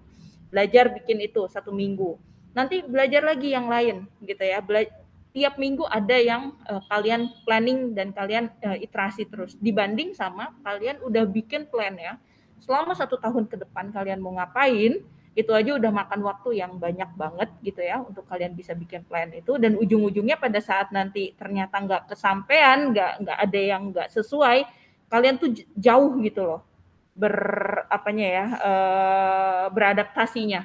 Tapi kalau misalnya dipecah jadi kecil-kecil dan kalian melakukannya itu secepat mungkin, itu bisa membuat kalian jadi lebih, oh ternyata aku kurang di sini, oh kayaknya aku perlu mentor A deh, oh kayaknya aku perlu mentor B deh. Tapi kalian udah praktekin itu, gitu. Kalian udah praktek, atau misalnya kalian planning 6 bulan ini gue belajar teori dulu. Wah, teknologinya udah jalan nih, udah jauh banget, Python-nya udah Python berapa gitu ya, kalian masih belajar teori A misalnya kayak gitu. Itu kalau kalian punya pemikiran yang agile, kalian belajar teori 1 hari, 1 harinya praktek. Atau dibalik lagi sama kalian, praktekin dulu, udah jalan aja dulu deh gitu. Nanti urusan teorinya kayak gimana belakangan. Nah, itu sebenarnya salah satu dari prinsip agile. Karena tadi juga kan kalau teman-teman ingat di slide-nya Kak Richard ada dokumentasi, komprehensif dokumentasi itu menjadi kurang penting kalau di agile. Karena kita berfokus sama progres. Fokus dengan bukan dokumentasi yang cantik, bukan teorinya kita hafal, tapi ke praktikal. Kita cepet-cepetan nyobain, kita cepet-cepetan bikin, nyobain, praktek. Nah, mungkin bahasanya gitu. Kalau di kehidupan sehari-hari, nyemplung dulu, ya, nyemplung dulu. Kalian tahu, yang penting kalian tahu, oh, gue nyemplung di mana, gitu ya. Kalian praktek di mana, terus dari situ kalian bisa evaluasi. Dibanding sama kalian baca bukunya, tapi kalian nggak nyemplung ke lapangannya, jadi kalian nggak tahu kondisi di lapangan itu seperti apa. Padahal di lapangan itu berubah, teknologi berubah, misalnya, atau bahkan mentor-mentor yang lain banyak gitu. Tapi karena kitanya baca buku doang tanpa dipraktekin, sehingga akhirnya jadi tidak relevan gitu. Mungkin kayak gitu. Jadi cara berpikirnya harus yaitu mulai dulu. Nah, mungkin kalau di kehidupan sehari-hari bahasanya gitu, mulai dulu, jalanin dulu, coba dulu. Nanti habis itu evaluasi. Oh, ada yang kurang nih di sini. Oh, yang ini nggak boleh, yang ini boleh. Oh, ya udah, jalanin lagi. Gitu. Nah, mungkin gitu sih. Jadi bisa diterapkan di banyak hal. Oke. Mulai dulu tapi pelan-pelan gitu ya. Nyemplung Benar. dulu tapi nyemplungnya juga pelan-pelan gitu, kayak nggak Dan langsung harus tahu, terjun gitu. iya benar. Dan harus tahu juga di Iya. mana kalian nyemplung ya. Jangan kayak ya udah terus kayak ya saya mau belajar something terus tapi kalian nggak tahu kalian belajarnya di mana, terus sama orang-orang siapa gitu. Itu jadi ya agile yang tadi research-nya boleh, kita harus research tapi ada batas waktu yang ditentukan oleh waktu. Jadi ada batasnya. Kapan plan, kapan harus mulai, dan itu waktunya sempit, sedikit-sedikit gitu, nggak banyak. Gitu. Oke. Oke, sambil nunggu mungkin ada pertanyaan, kita foto bareng dulu kali ya. Ini di Zoom ada, harusnya ambil grup foto.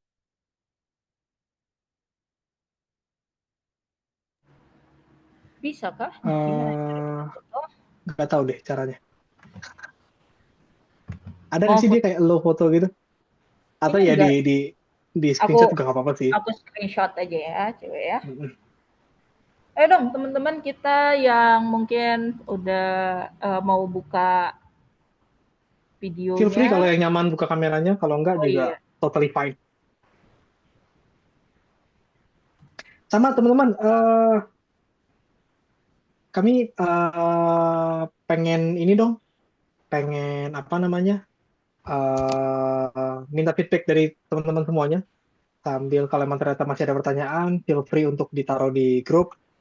Tapi saya ada naruh link juga di grup, jadi itu link feedback buat hari ini. Jadi kalau emang ternyata kalian menikmati kelasnya, atau mungkin penasaran, Kak, bikin kelas yang lain dong, temanya ini misalnya, atau materi yang ini dong, atau mungkin kayak kalian ngerasa ada yang ngebuat proses belajar kalian mungkin bisa jadi lebih baik. Kami pengen banget dengar masukan-masukan dari kalian. Gitu. Feedbacknya anonim, jadi nggak ada nama kalian sebenarnya di situ. Eh, Tulis aja yang banyak, kayak semakin banyak sebenarnya semakin gampang juga buat kami bisa bantuin proses belajar teman-teman gitu, karena komitmennya kami sebenarnya adalah buat nemenin belajar teman-teman gitu. Oke, dan ini bisa juga, dimulai dan Kak Gia. ini ya kita mulai dulu bentar. Kayaknya, oh ada 2 slide. Aku coba dulu ya, satu ya, bentar. Satu, dua, right, oke. Satu lagi, sebentar. Sebentar kakakku. Ini kayaknya, Lama ya.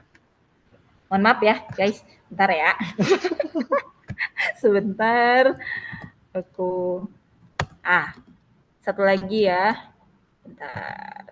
Sebentar. Maaf guys, aku tidak.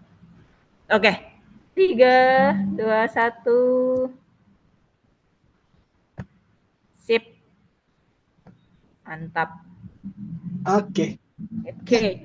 Nah, tadi aku juga mau sampaikan sebenarnya contoh real dari Agile. Sebenarnya manusia sendiri juga menerapkan Agile prinsip gitu ya dalam bikin kelas-kelas ini. Karena pada awalnya kita bikin itu, kita udah tahu kita mau ngapain gitu ya. Di Richard senang ngajar, aku juga senang ngajar, tapi kita mikir ya udah kita jalan aja dulu kali ya, kita coba 2 minggu sekali gitu. Diawali dengan aku bawain self discovery karena aku senang ngajakin teman-teman untuk mikir sebenarnya aku siapa, strengthku apa, weaknessku apa, and how to improve ourselves gitu ya. Terus nggak lama Kak Richard bawain lagi tentang computational thinking, CT gitu ya. Terus ada design thinking. Sekarang berikutnya kita masuk ke agile gitu. Ini adalah salah satu bentuk dari proses agile teman-teman, karena kalau kita belajarnya enggak kebanyakan planning, kita nggak ngajar-ngajar jadinya, dan kita nggak ketemu sama kalian, terus nggak bisa dapat feedback dari kalian gitu ya.